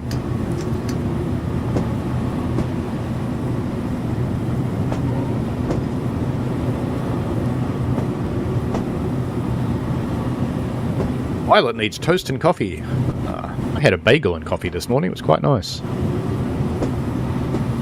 And Ryan says, can't figure out semaphores on peak, which apply to me. Yeah, it's a little bit hard to tell.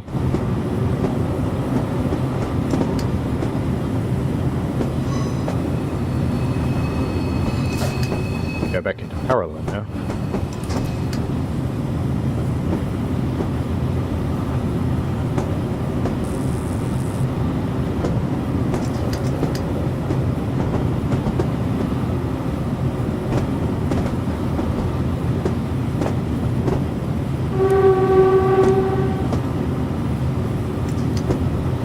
Anybody recognise this station?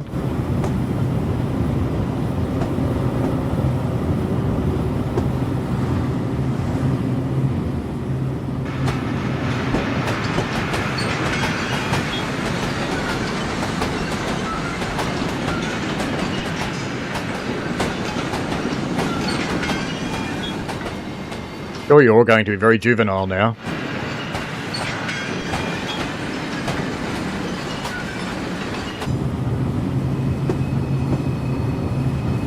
Melbourne, I think we've got one metro line that still has 2 semaphore signals on it, and the people who want to learn them actually come to Piccadilly to learn the semaphores.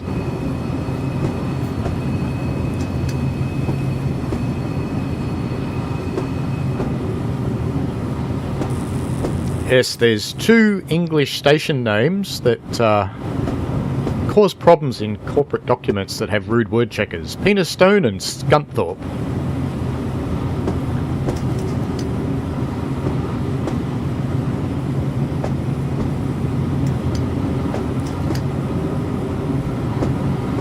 Nothing really wrong with semaphores as a signalling system, it's just learning.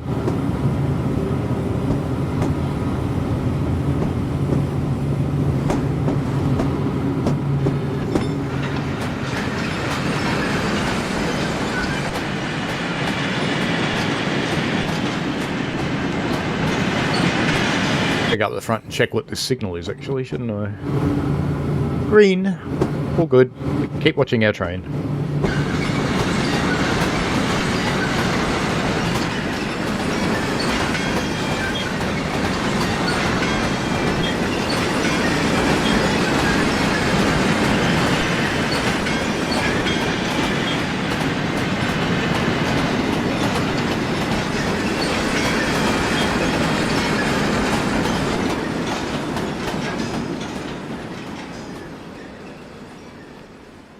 Woodhead's van. That would have been unusual for this era, I would have thought.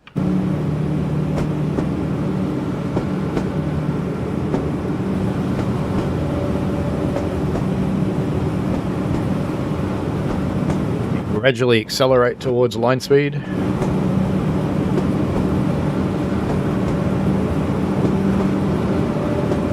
It's getting dark, but it's only 1:30 in the afternoon. Yay, England. Should finish my juice.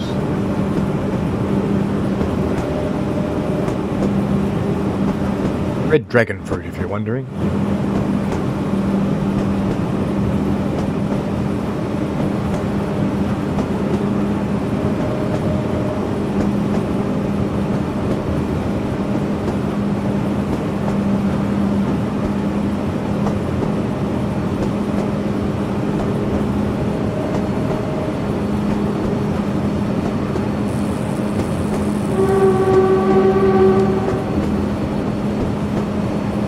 Really need to hoot for crossings that are categorically closed with gates.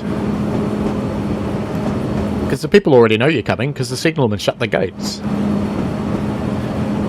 Most of those, someone would have run out and actually closed the gates individually for each train.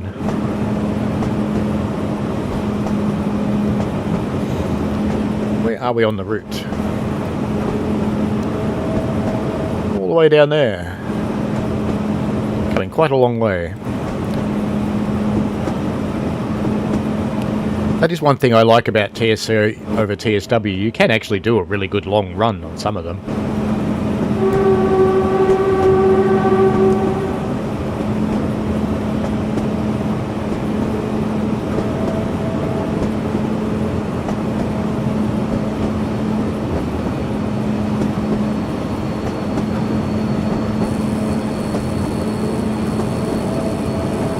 We're sparking away again up there, or were.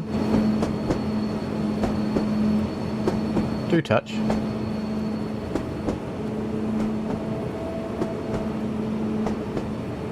And with a hat.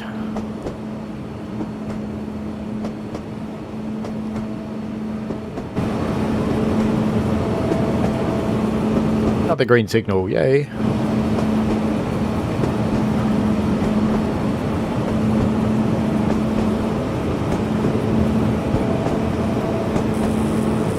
Is an empty version of our train coming.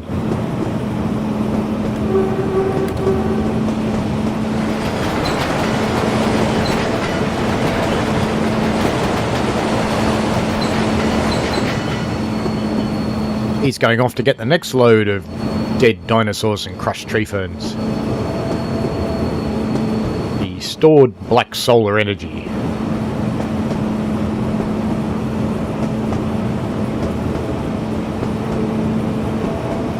Ironically, it's going to be burnt to put power in these lines.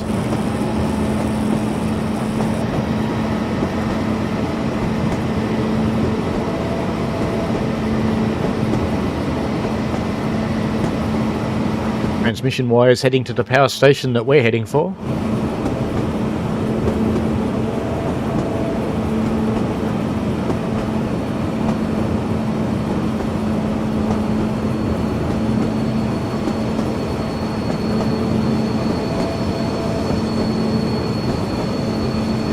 See the neighbour's cat outside peering in through the window at me. His name's Binker. He seems to have taken up residence on our veranda.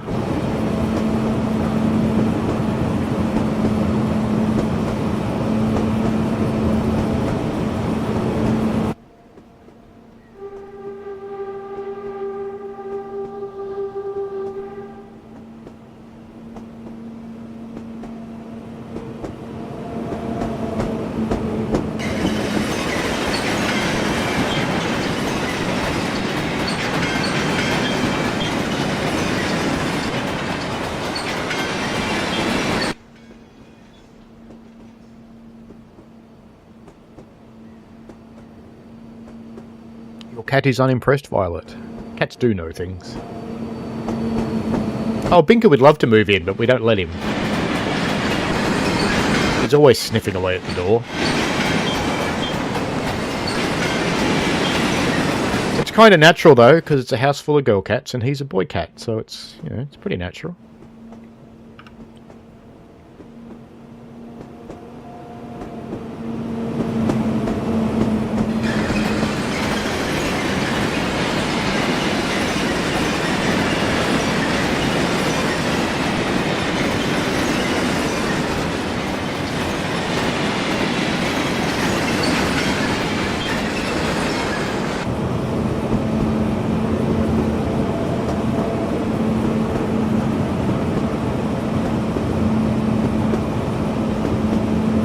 Slow down to 50, but wait.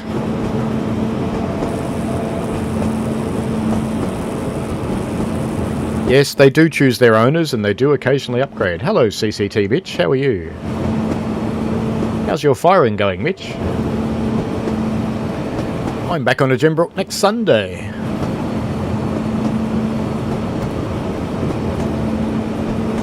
In theory with Graham, but he hasn't put his name down for it yet, but he told me he was going to.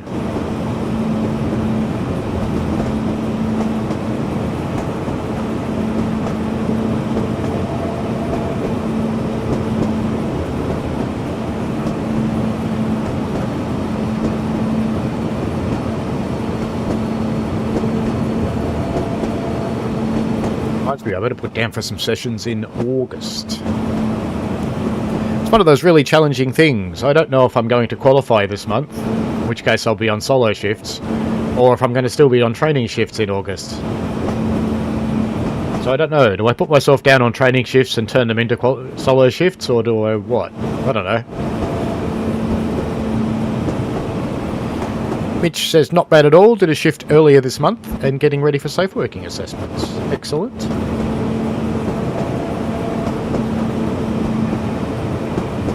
I was actually querying with Sam and Edison the other day about why I hadn't been safe working assessed for a while.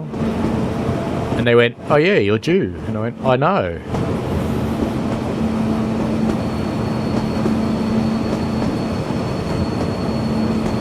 Hello, Pugface Music. How are you? And Violet sent you. I've been amused by some of your shorts, Pugface Music. I've seen a few.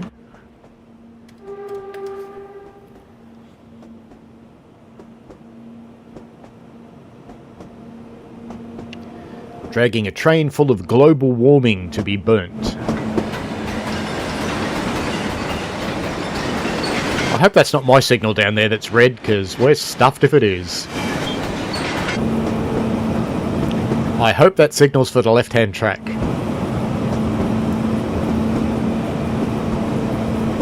It's very hard to say if my assessment's supposed to be this month, Mitch. They're pretty coy about these things. Mitch is in Melbourne, Violet. He is a fellow volunteer on Puff.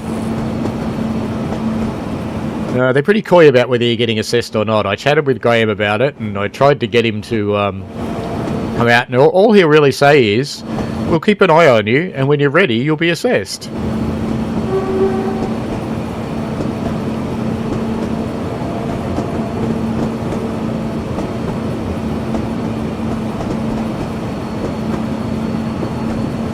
Tunnel time.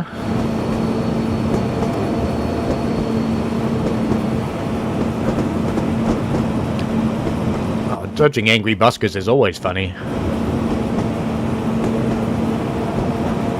There's nothing buskers hate more than being live streamed.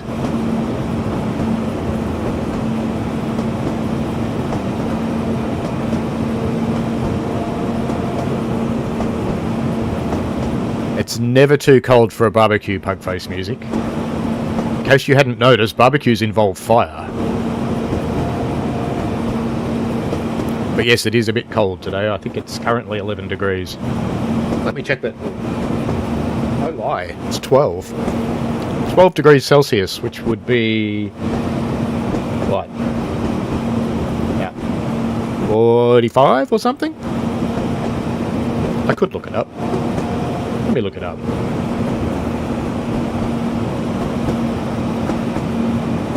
$53. There you go. 53 Fahrenheit.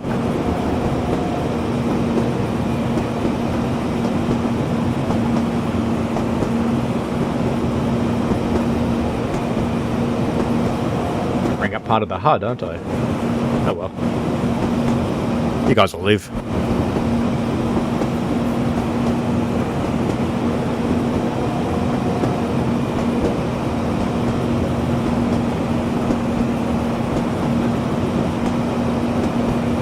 So Violet, you won't busk in the city, but you will do chatty. Chatty management's not very friendly, just saying.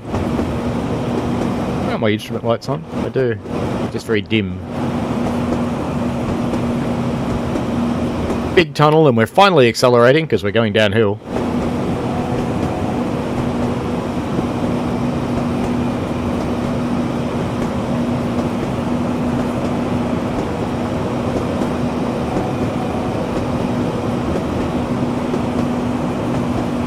Hug says, so cold the shrimps jump from the barbie back into the ocean. Do you know that no Australians actually cook prawns on the barbecue? We just don't. We do steak and sausages and chops, and hamburgers and chicken. I've never seen anybody barbecue a prawn.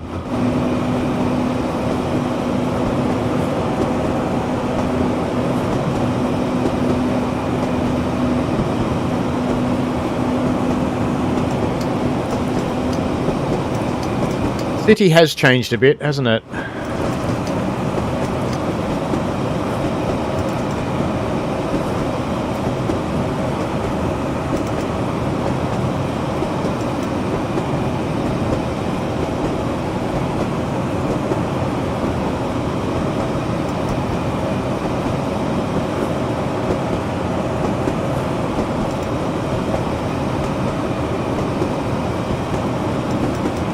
Now just trying to hold my own speed using the dynamic braking. It's not going very well. I'm going faster anyway. There we go. Now we're slowing down.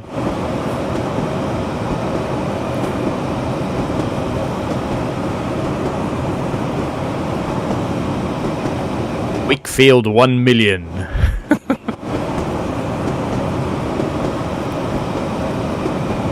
Yes, Paul Hogan has a lot to answer for. I might need some real brakes about this point.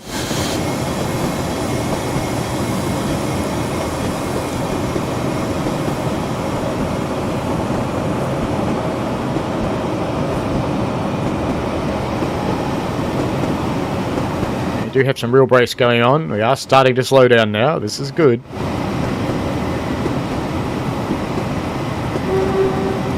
As we cruise through Woodhead.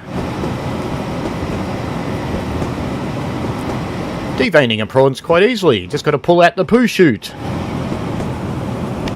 Also the name of a famous Melbourne band, the Poo Shooters. Yes, Pug would claim we're from Austria. That's because Americans can't spell Australia.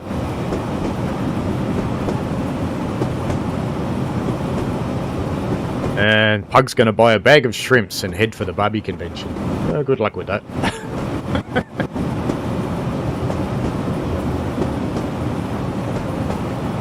You could try doing that at Vic Market. You never know.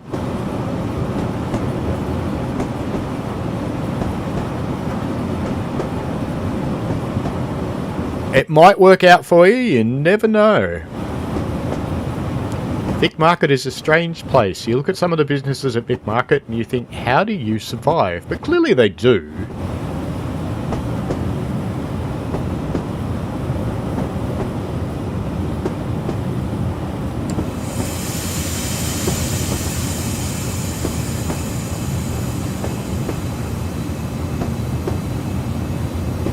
I used to collect stationary farm engines and tractors, and Vic Market had these little Lister 3-wheel trolleys, and I acquired one from Vic Market, and it was stored in this little warehouse that just screamed dodgy.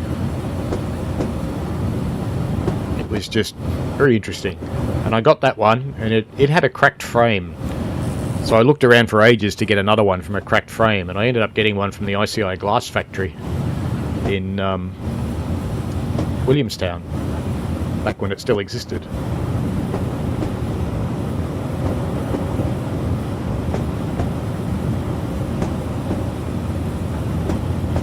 think now it's just a warehouse. Centre us. And where are we going?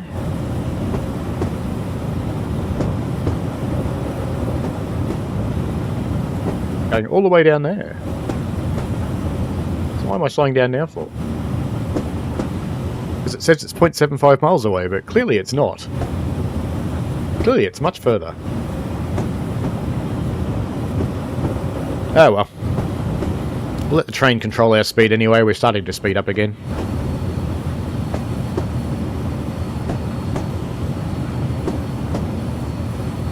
Lexic Dark says Straya, because we speak Stein. We also eat poise.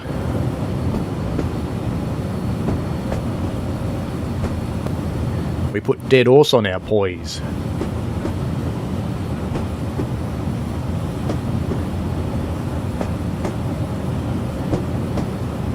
And don't forget we get the grease and muck off the rod.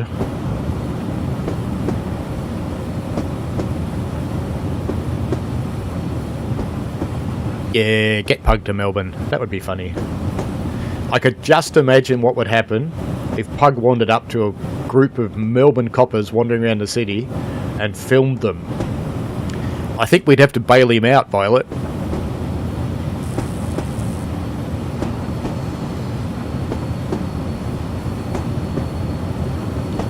Melbourne coppers don't take to being filmed very much.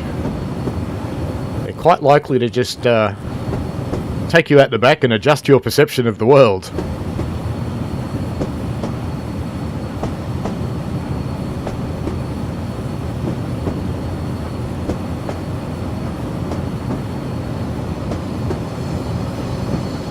You are allowed to film them if they're in public.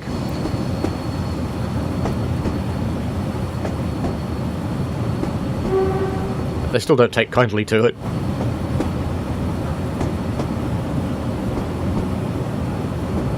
Our generation of coppers have only just come out of the phone books and bags of oranges people.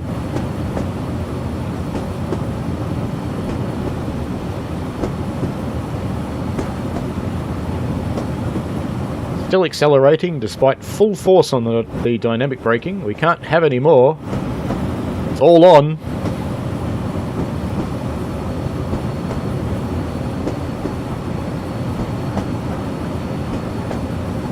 All the way up there, and we're stopping all the way down here. Clearly is not 0.75 miles away, but that's okay. I think I can see some of the worst water in the game over there. Let's go have a look.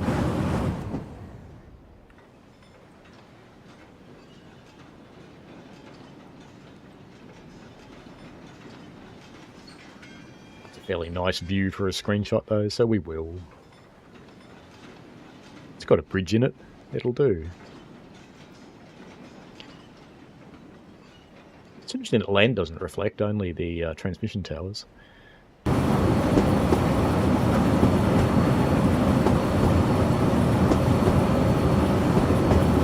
Pilot says she would bail out Pug. Well, you may have to. And says, they say pie sales are down 40%. They became stupid expensive, that is why. Well, you can have the 4 and 20 rat's tail pie. They're still cheap. But if you want a nice pie, yes, they're a bit more expensive.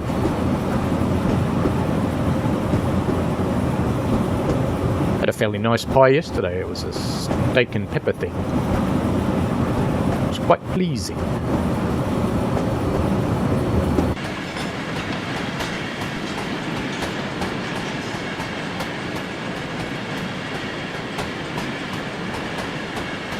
I do wonder at the mentality of moving coal for a power station. Why not just do what the Aussies did and put the power station at the coal mine? Kinda makes sense. Just saying.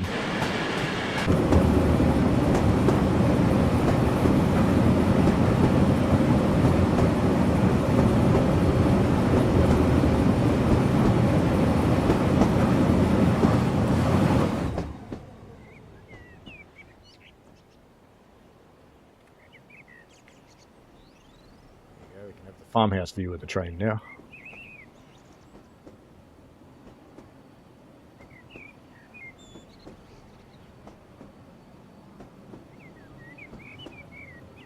Train disappears behind a hill. Maybe I should go forward a bit so we can actually see the train, huh? That'd be a good idea, wouldn't it?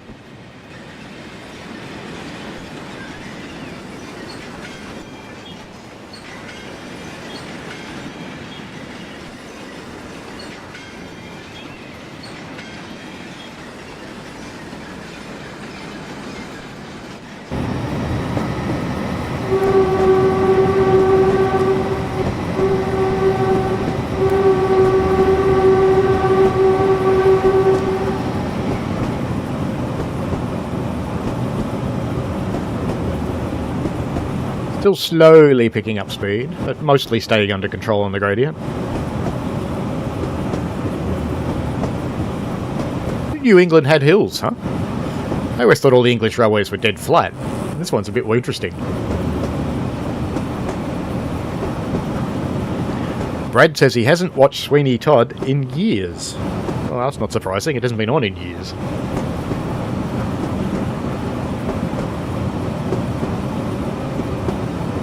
Might be on Netflix or something like that.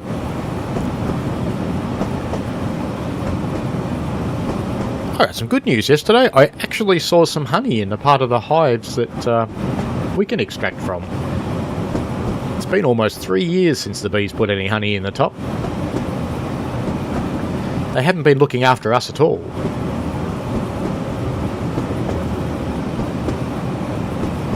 But Melbourne's coming into what the local Aboriginal population call first spring, so the flowers are all starting to come out. The English fruit trees are very confused and are budding and starting to fruit. Our citrus is starting to fruit, also very confused. So we're in first spring.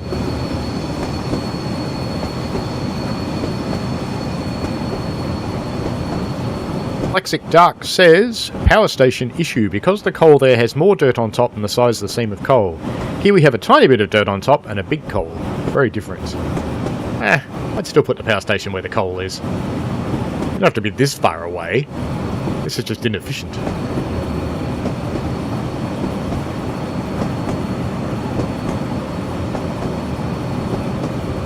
Violet's obsessed with Sweeney Todd.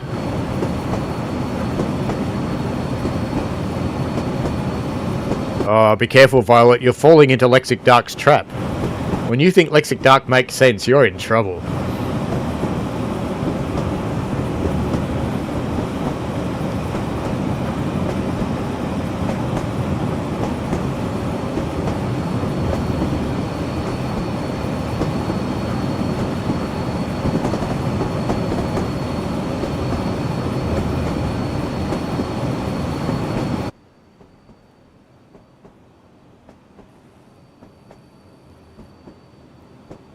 Big arcs from the pantographs.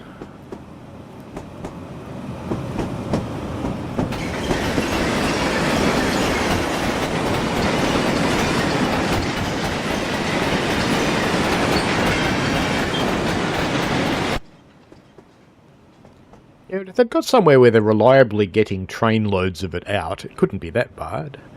Hello, Nathan Reader. Welcome to the stream. We are running a Class 76 electric locomotive on the 1500 volt Woodhead line in the UK. The modern Glossop. Gradually rolling downhill.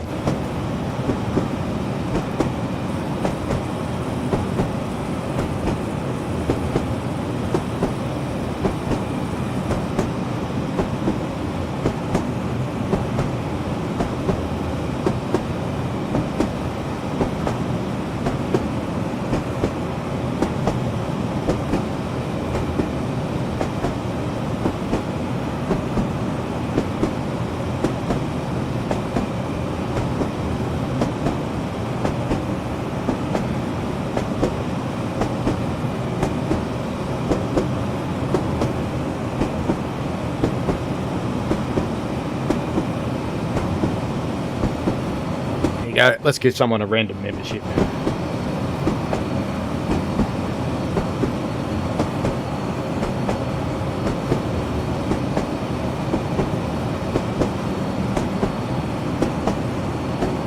going to get it. We'll see.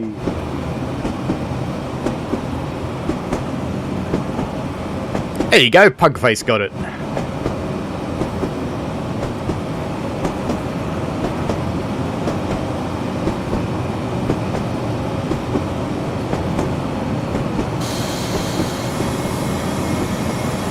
Double yellows.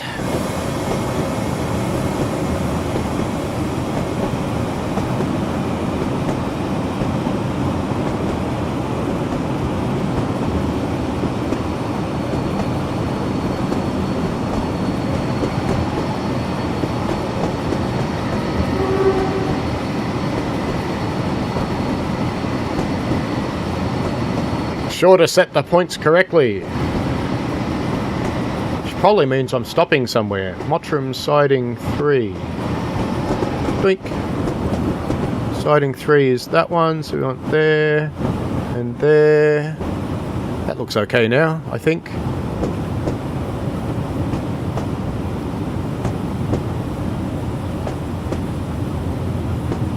Have a red signal though. Maybe I haven't set them correctly yet. Try and tab through. Can we tab through? Denied. Better stop then. It's a good thing I was already stopping, isn't it? Then we'll come back and check the points and find out what I did wrong. But let's get stopped first.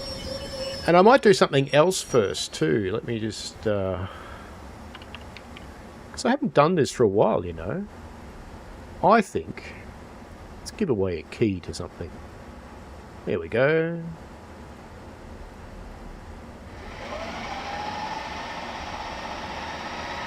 Let's just chuck this in the chat. This is for the Washington-Baltimore route in Train Simulator Classic in Steam. Now let's check these points and see what I've done wrong. There's our train. So those points are fine and they're automatically controlled anyway. And we want to go into reception 3, which is... oh, no, I was setting it for reception 4. Was I? Yes, I was. Bet you that signal's green now. No.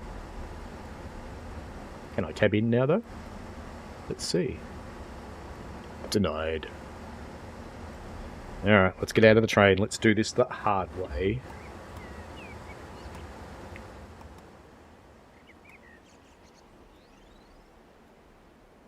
So if anybody's got Train Simulator Classic, that is the Washington-Baltimore route. Just redeem it in Steam. So those points are set correctly.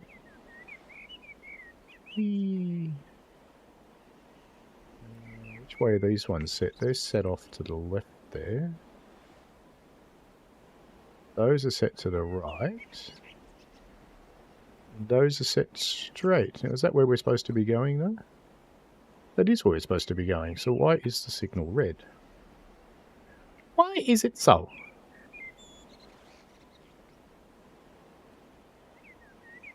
Signal still red. No shunting light. We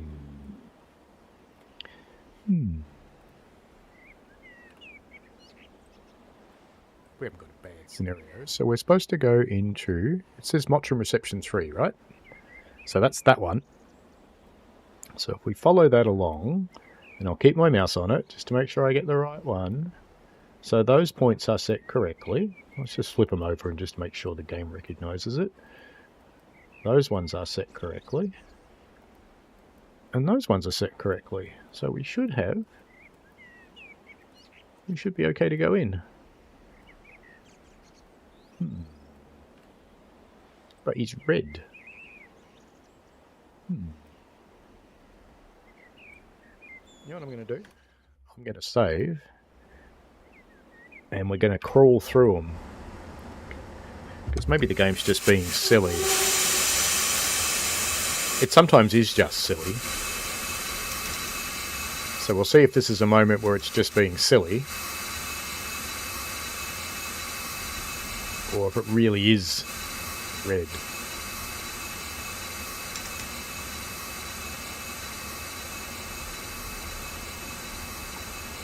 to wait to be allowed to move until our...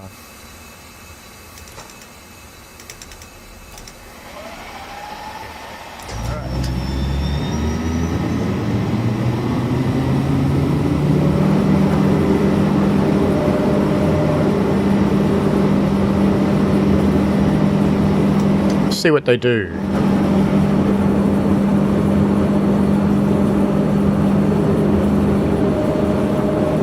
Something I just thought of. I wonder if we have to set them right at the other end as well.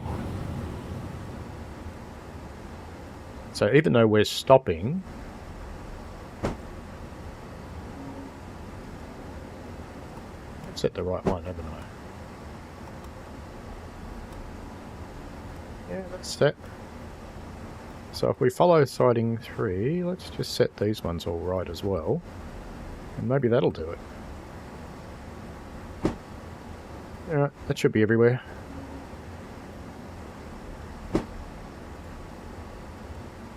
See what that does. No, still red. We'll just crawl through it and see what happens.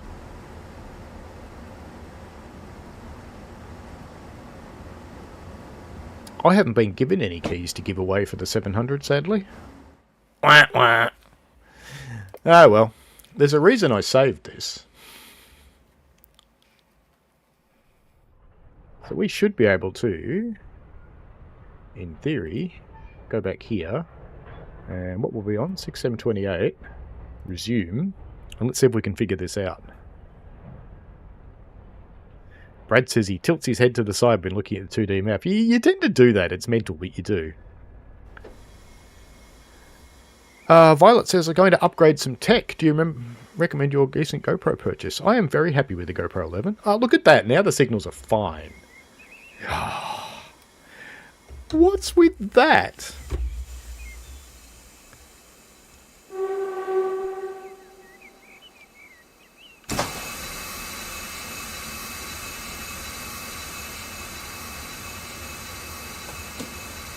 Actually in forwards, that's the question. I don't seem to be doing any power.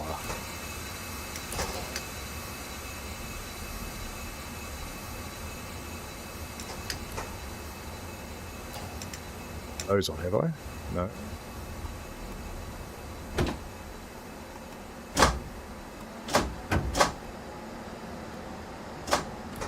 Right, let's try that.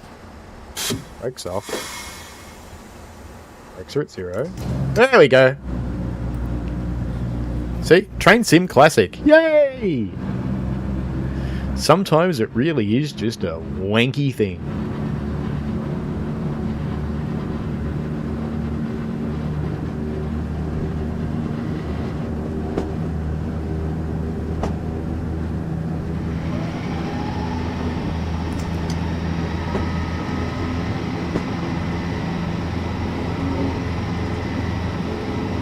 So the question is, are the points right now? Mottram siding 3, yes, yes, yes. I'm pretty sure. Or is that set for 2? Oh no, set for 3. It's all good. We're going to the right place, I think.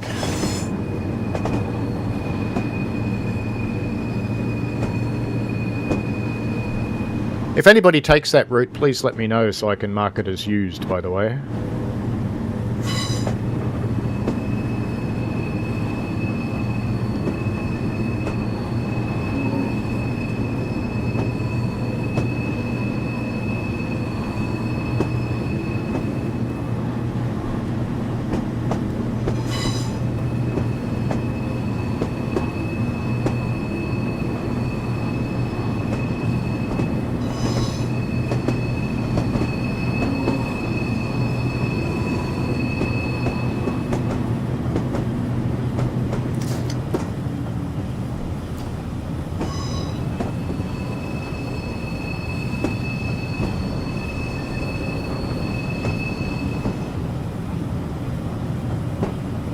Mottram.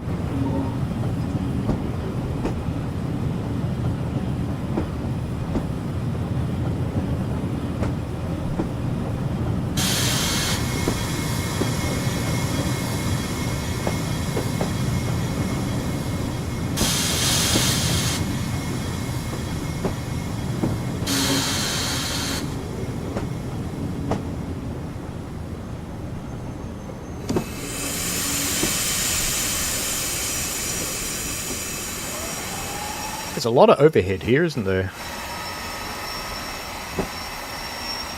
They have to give it some power.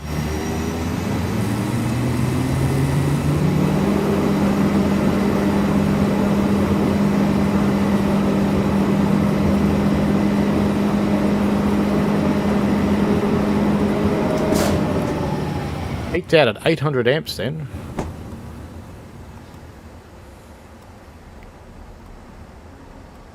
Did anyone pick up that key from Steam?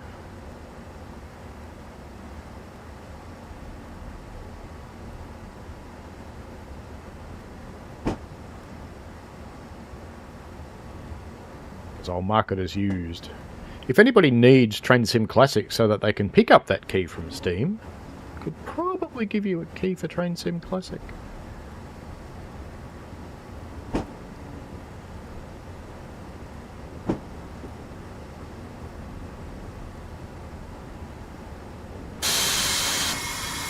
That's it.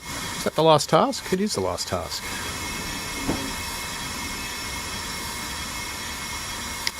Welcome to Mottram Yard.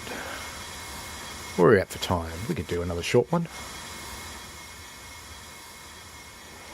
There you go. We have successfully delivered our trainload of global warming, even though we are sliding down the track slightly.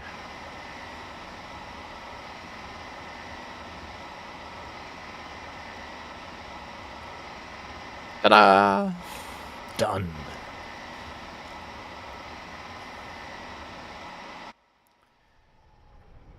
Alright. Back to Woody. Commuter Rescue. That's a good short one. We'll run Commuter Rescue and that'll be it for today. Oh, we've got a Class 8. Ooh. What do you reckon? Commuter Rescue or Class 8? Mm-hmm. Something always bores people to tears, though. I enjoy it, but it seems to bore everybody to death. Oh well.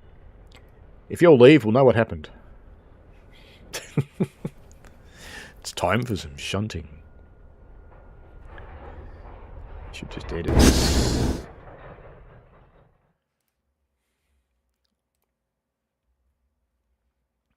Good morning, driver. Your first task of the day is to arrange the empty coal wagons in Brookside sidings into a formation ready to be picked up later in the day. Check your task list for instructions. Have fun. Good luck.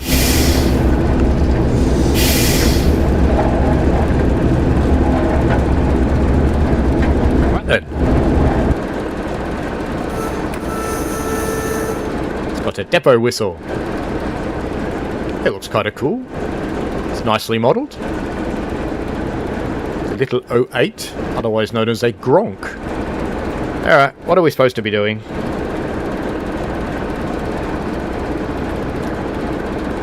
Couple the 5 coal hoppers to the back in siding 3. Is that the one we're in? I think that's the one we're in. Whoa! Okay, so we're there, and we want a couple on the back of siding 3. And what are we? Are we in 3? We are in 3. Good. Okay.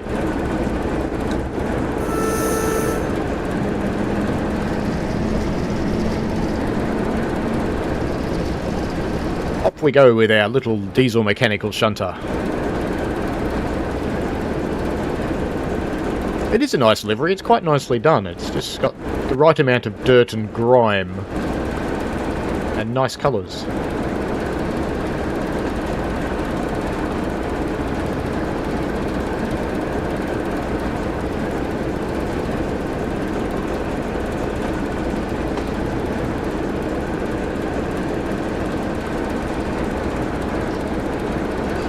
I think you always end up tilting because the people that make Train Simulator maps don't understand that north is up.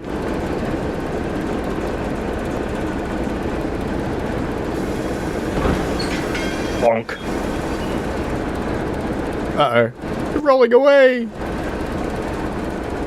I'll have to bonk them again.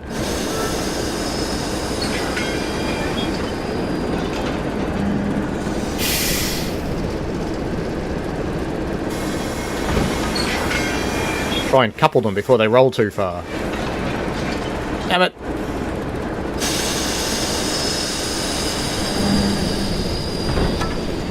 Couple. Yay!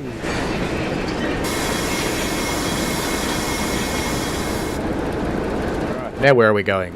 Stop at Guide Bridge Platform 2.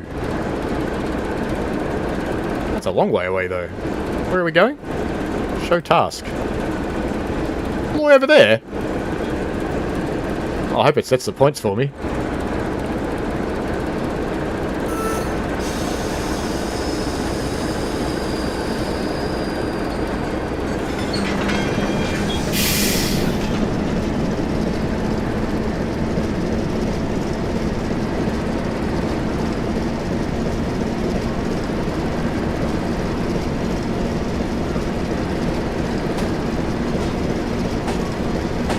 Fast freight through the yard over there.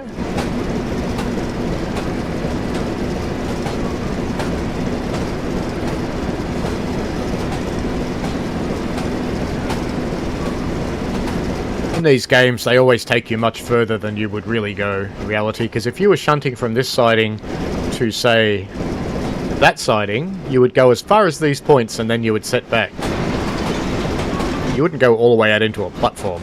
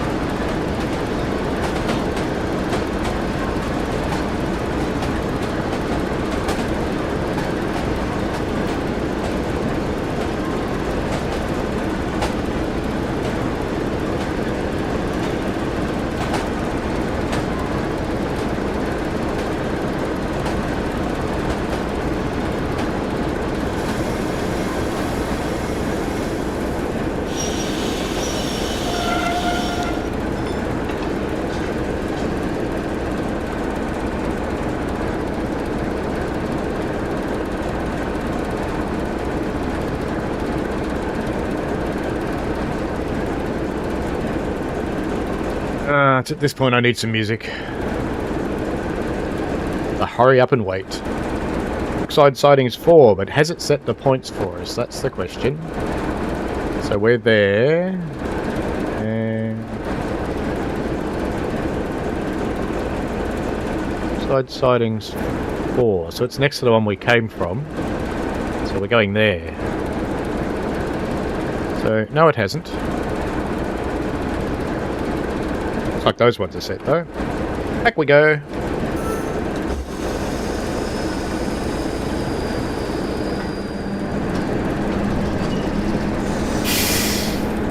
We have a disc signal down the back there, I can see that. It is a nice station, isn't it?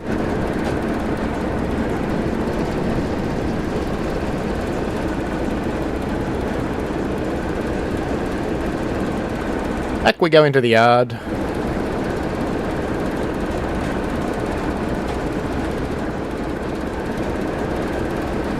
Let's come watch trains with this lady. She's clearly fascinated.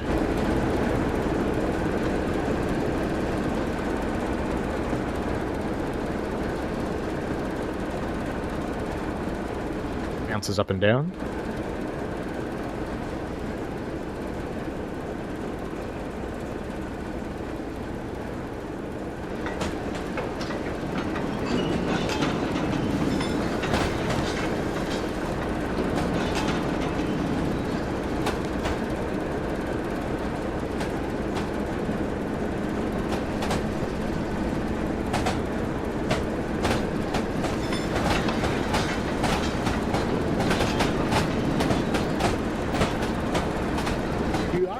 Face media.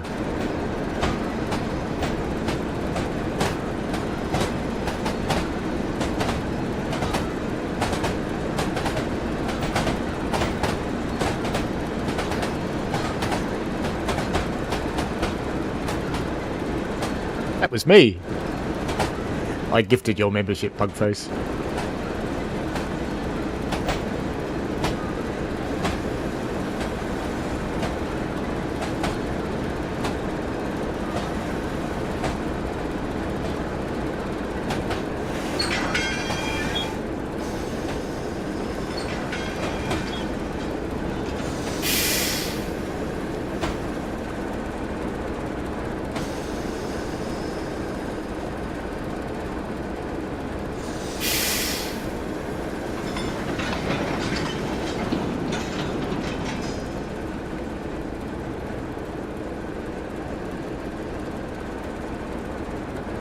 far.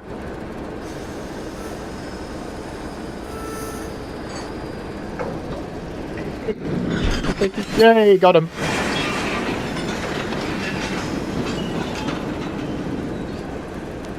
Back to Guide Bridge, platform 2.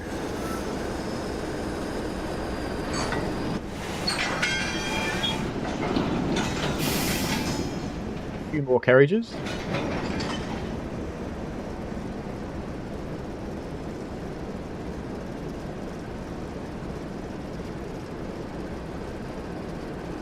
Pug's found the icons.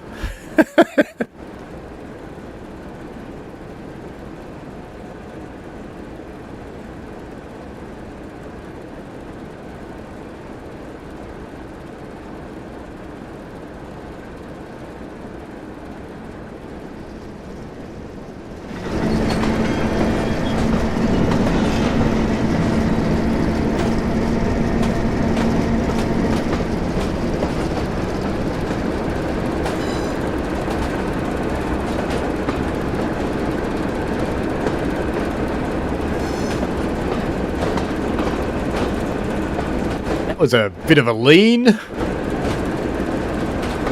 I don't think the poor little 08 liked that very much. You could feel the physics engine going.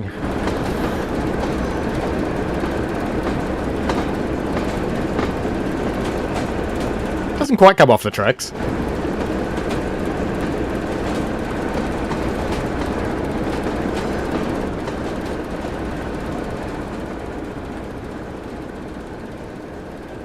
Brought it back for you.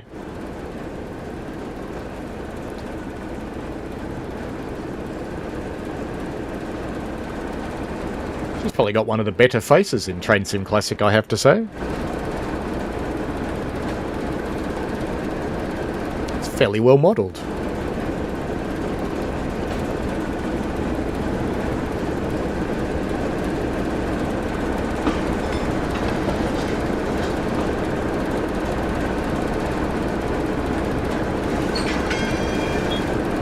I wonder if that 08 is called the Great Central, or if that's just the depot it's assigned to.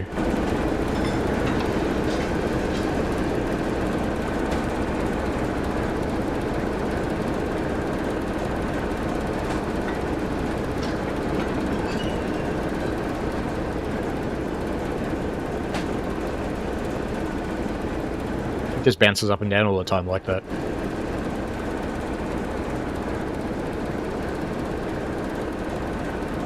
Is that far enough? Let's find out. Apparently. Where are we going now? Siding 6. Okay, let's go and set that up. So that's siding 6, which is that one. We want that point, and the rest should be fine. Because the rest will have to be done automatically for me. Hopefully I'm far enough from that one that it can do it. Oh well, we'll find out, won't we?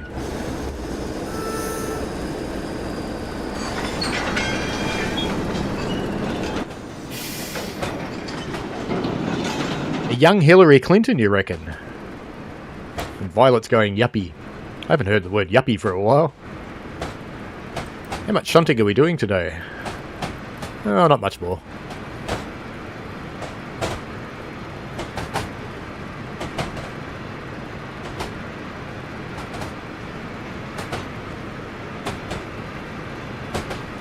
So next week's streams we have on my Monday, some people's Sunday, at 7 PM Australian Eastern Standard Time will be a reveal stream for the 700 class. I may stream that a bit more during the week as well, we shall see. And then I will have a stream on Saturday, which I think will be a combination of the 700 running on Southeastern High Speed. But I might also make some scenarios so that we can have it at the high voltage end of Southeastern High Speed, but also at the what's the other line? British Main Line, BML.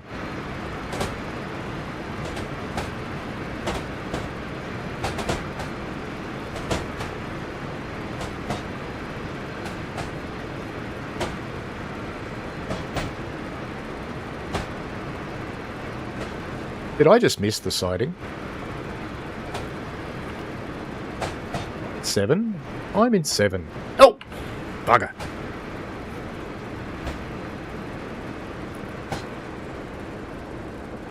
I have to get those carriages there, not the ones down there. They're for later.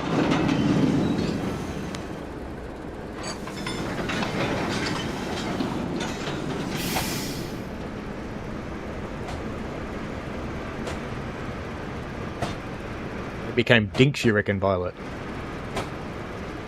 Double income, no kids.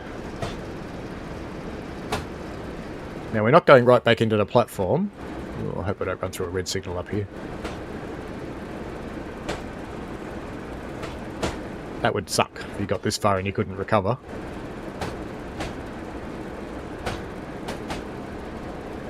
Because we're only going to go as far as these points, and then we'll throw them and go into the other siding. What's the lever? Is it on that side? Or that side? Where is the lever? Oh, there it is.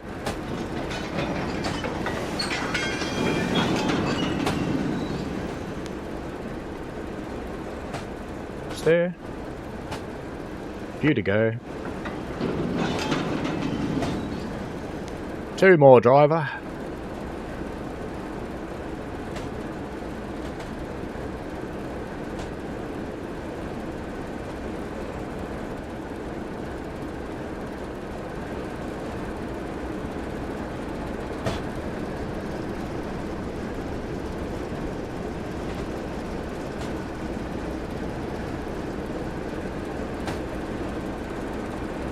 Let that get far enough away that the points will change safely.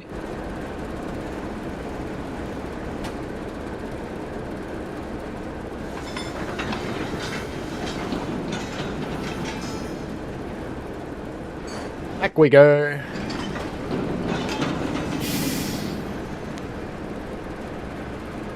Jump up and ride with them. Now we're going to the right place. Yay!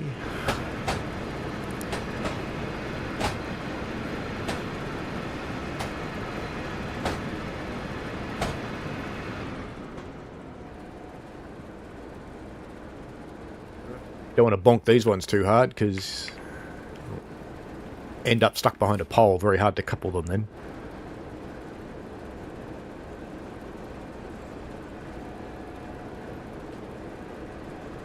It's been near a port. I can hear ships.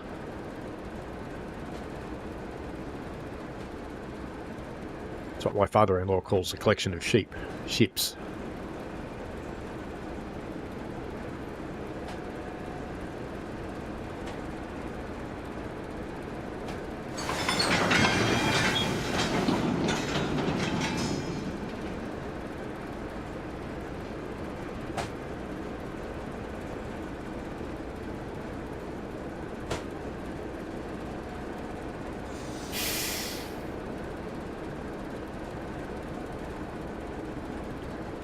Nearly there.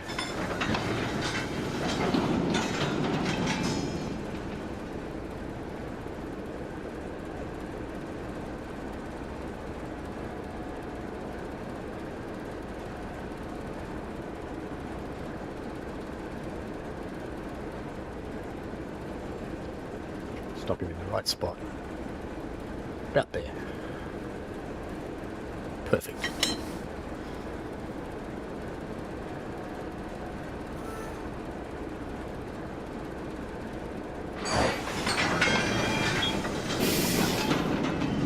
Becky goes into the platform, and I'll just trust the signalman's got it right.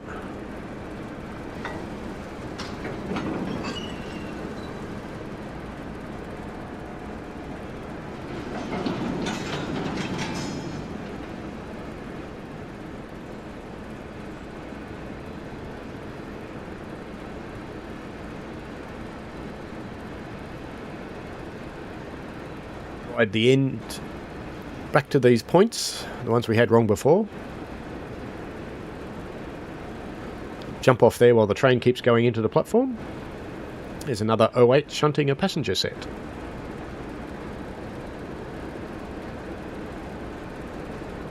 Very short passenger set, in fact.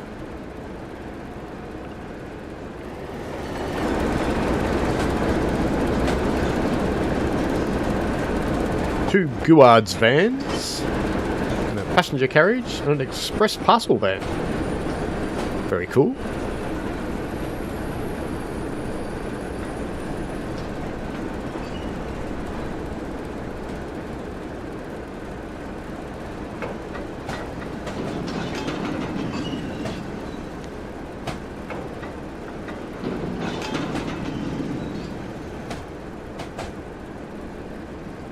If you go you've got a while to go yet.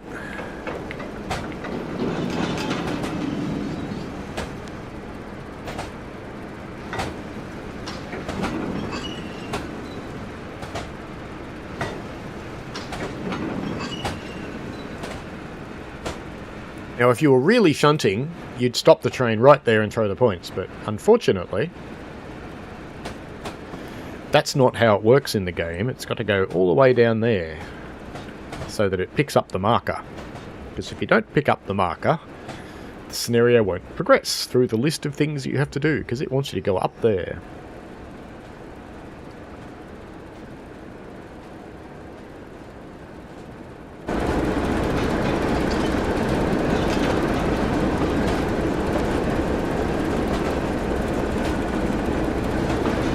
So happy.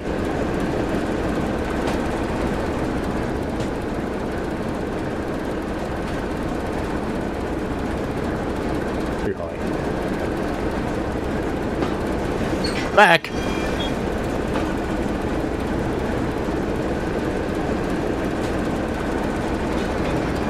Let's see if we get away with there. That's pretty close to the marker itself. Yep. Now we get to go back and pick up those other carriages and take the whole train over to siding 1.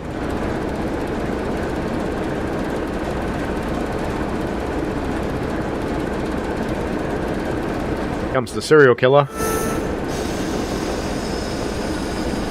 There he goes.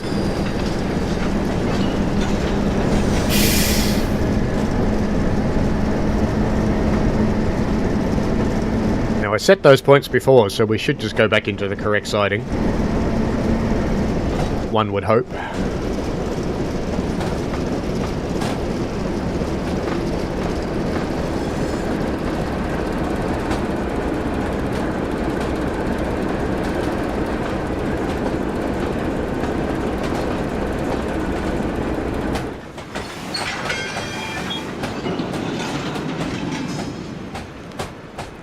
This is my engine cup, and I put it through the dishwasher recently. It no longer tastes of oil.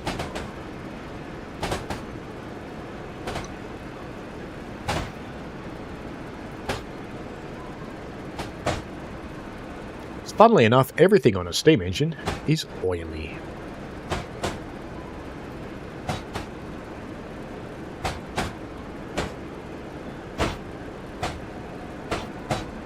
You could fry your chips in it.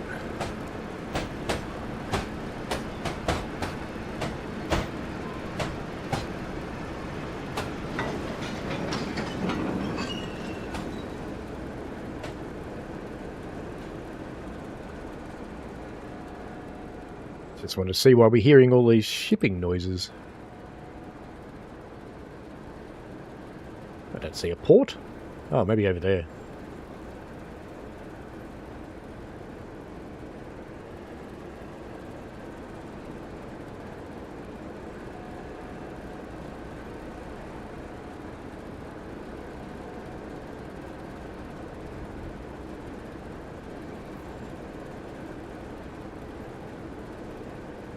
Keep 'em coming, sunshine. Long way to go yet.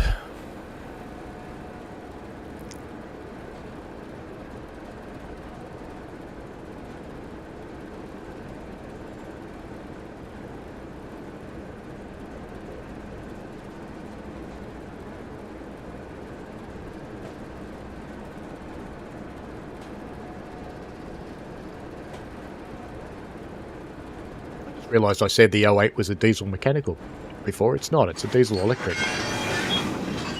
Oh, the physics just woke up on the carriages next to us. That's why they made all that noise.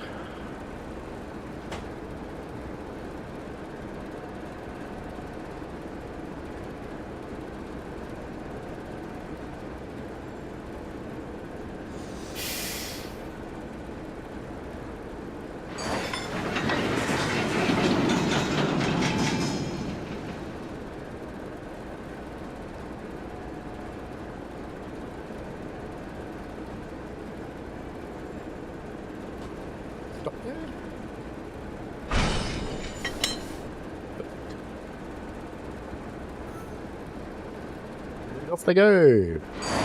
Back into the station.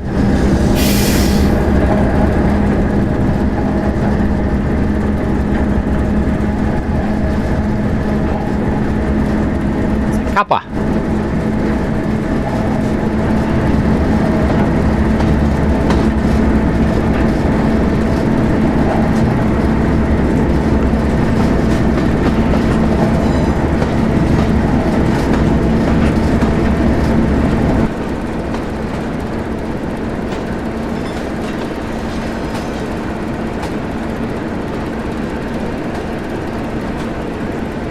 Will be our second last move for the stream today.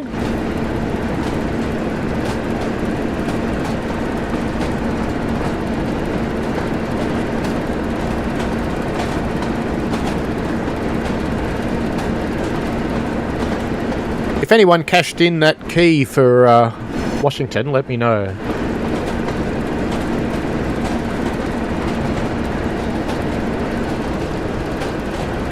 So I can mark it off as used.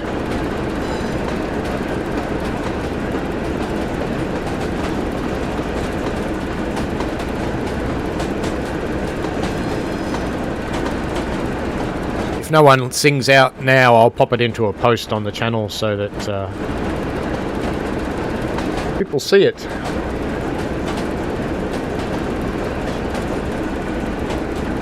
I'm going to go right to the end this time because we've got to clear the yard completely to get into siding 1, I think.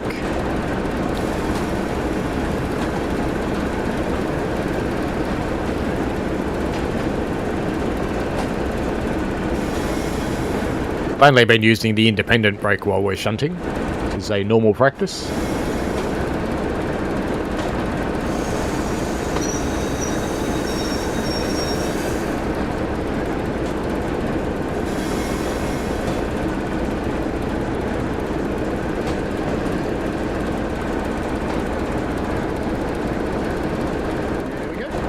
We've got to figure out where we're going, which is siding 1, which is that one. And it looks like they're all automatically set points, so we'll just go back when it says to.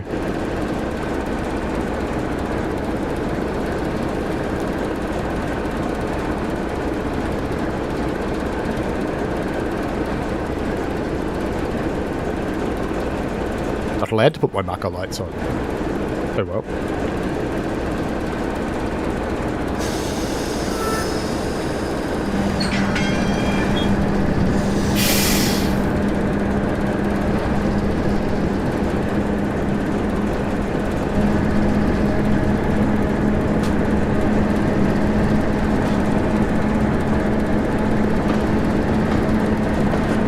Our characters in a modern vest with a yellow stripe, because around this era I would have thought the Brits were wearing just the simple bra vest, which was solid orange.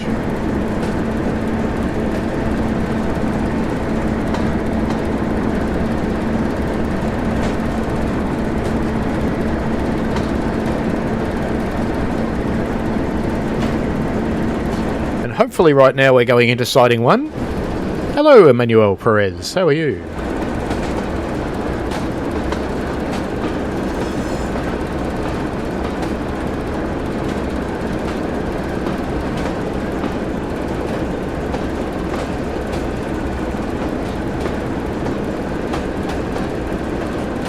This will be our last move for today's stream, so I'll see people tomorrow night, my time, at 7 PM Australian Eastern Standard Time, which is 10 AM UTC, for the reveal of the Class 700 on Southeastern High Speed in Train Sim World 3. And next week's stream, just a reminder, will be on Saturday, not Sunday, because I'm on a real train on Sunday. I'm firing Puffing Billy again.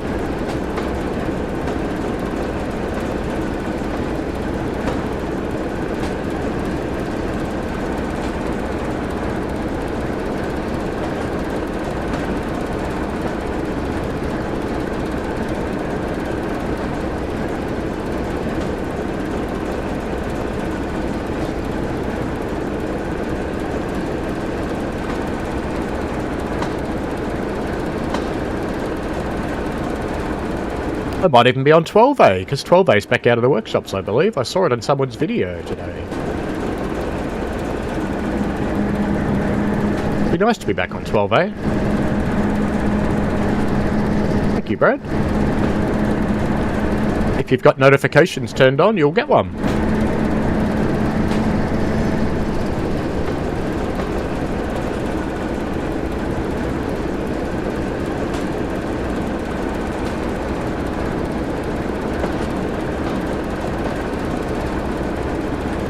Tomorrow we'll do a couple of services and have a look at the scenarios and things like that. Look at the train. Have a good walkthrough of the train. Look at its various features. And at 7:05 PM, 3 tutorials will come out.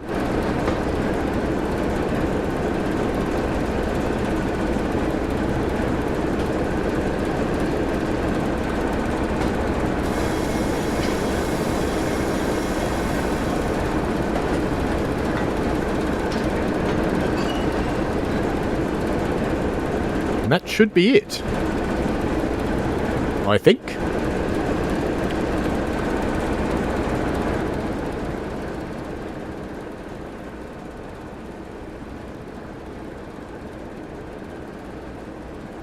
Stereo complete.